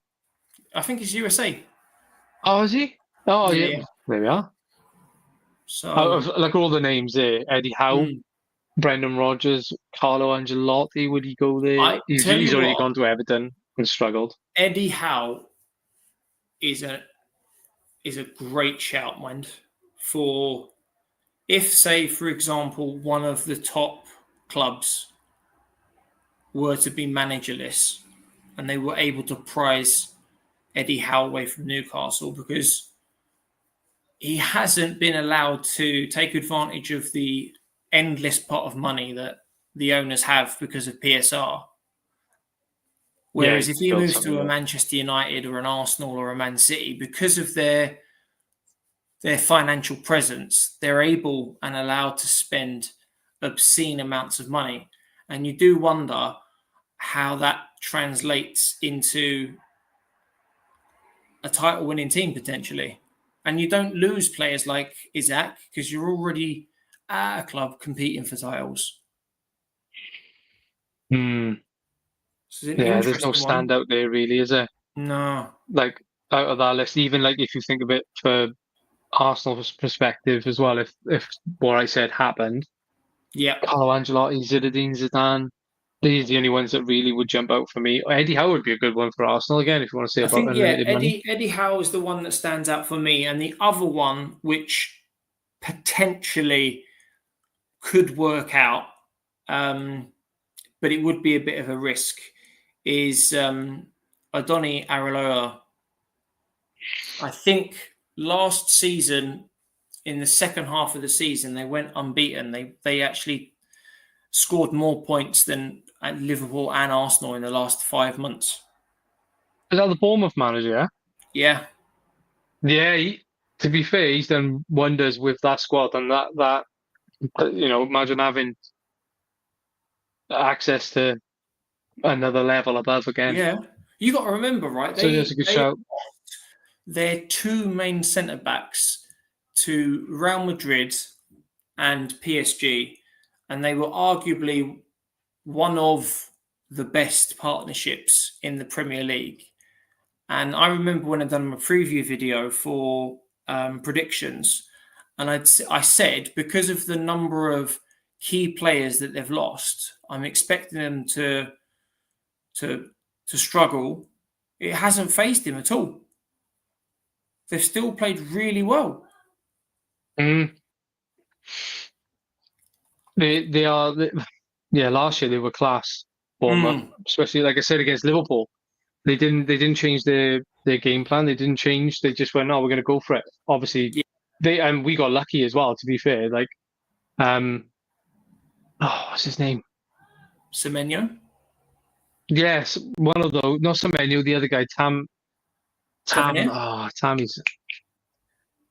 I can't remember. He'll come back to me. That's him. He missed a sitter. And he hit the post. So that game could have been easily 2-2, and that would have been a different story. So, like, Liverpool rode their luck last year. Through a lot of games, which is part and parcel of it. Yeah. Seem to be doing it as well this year now. But, yeah, that would be a good shot, actually. It'd be interesting to see if he does next year, or even in January. Say if Ruben Amorim, like you said, someone from a big club goes and they go, oh, well, want some unlimited cash? Give it 6 months to a year. We give you a 6 months to a year, but I think any manager would be stupid to go to them. Man United, I think. They would be, but from Man United's point of view as well, if, say, someone did go in late December with a view to hiring someone in January, Man United wouldn't be able to afford not to hire someone because they would need to save their season, if you want to call it that, in that final 6 months. Is it savable? We don't know, because we don't know where they're going to be in the table. But at the same time, you can't not hire someone. And it doesn't mean that because these managers have got the odds that they've got, it doesn't mean that they're necessarily going to be taken away from where they are now. Like the Bournemouth manager, Aston Villa manager, Pochettino, who's just because they're on the list, it's all well and good, but are they going to take the job? Are they going to ditch what they've got now? I don't think they will. I think they're going to be quite stubborn. Jim Ratcliffe's going to be stubborn. He's not going to sell him. With the PSR thing, that could be a factor. I'm not saying it's a massive thing, but I just think they're going to no, he's going to have a full year. He's just bought all these players, so he's going to have to. Well, he's bought all these players with the expectation that Amorim's had his first proper window, having started halfway through the season last year. And there was all this talk about, after having his proper first transfer window, bringing in the players where he identified gaps, because they were banging on about it last season, the likes of Rashford and Højlund just weren't producing the goals and finishing the chances that they needed. Well, they've now got in Cunha and Mbeumo two of the hottest forwards from the Premier League last season. I'm not saying they were the hottest, but they were certainly up there in the top 10. So what's their excuse now?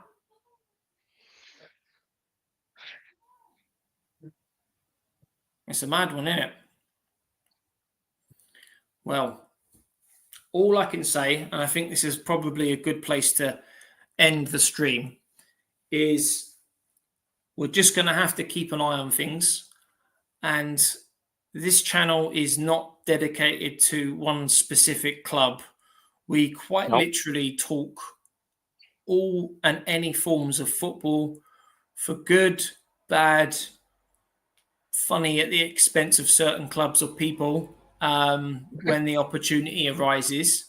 So watch this space. And I think me and O are going to be back at the weekend for potentially the Merseyside derby at 12:30. and potentially it's not scheduled in yet. Potentially the 4:30 kickoff on Sunday, Man City versus Arsenal, because two of those games, the two that I just mentioned, are massive fixtures. So keep an eye out tomorrow. And if we're going ahead with it, we'll post something up to give you that confirmation. It'll probably go up tomorrow evening because unfortunately we've got work commitments. So keep an eye out. Yeah. But lovely. Anything you want to say, bro? No, enjoyed that. Yeah, covered it quite a lot, didn't we? Yeah. I don't think I watched much of the game, but it was good to talk and we had some interaction from Neil. But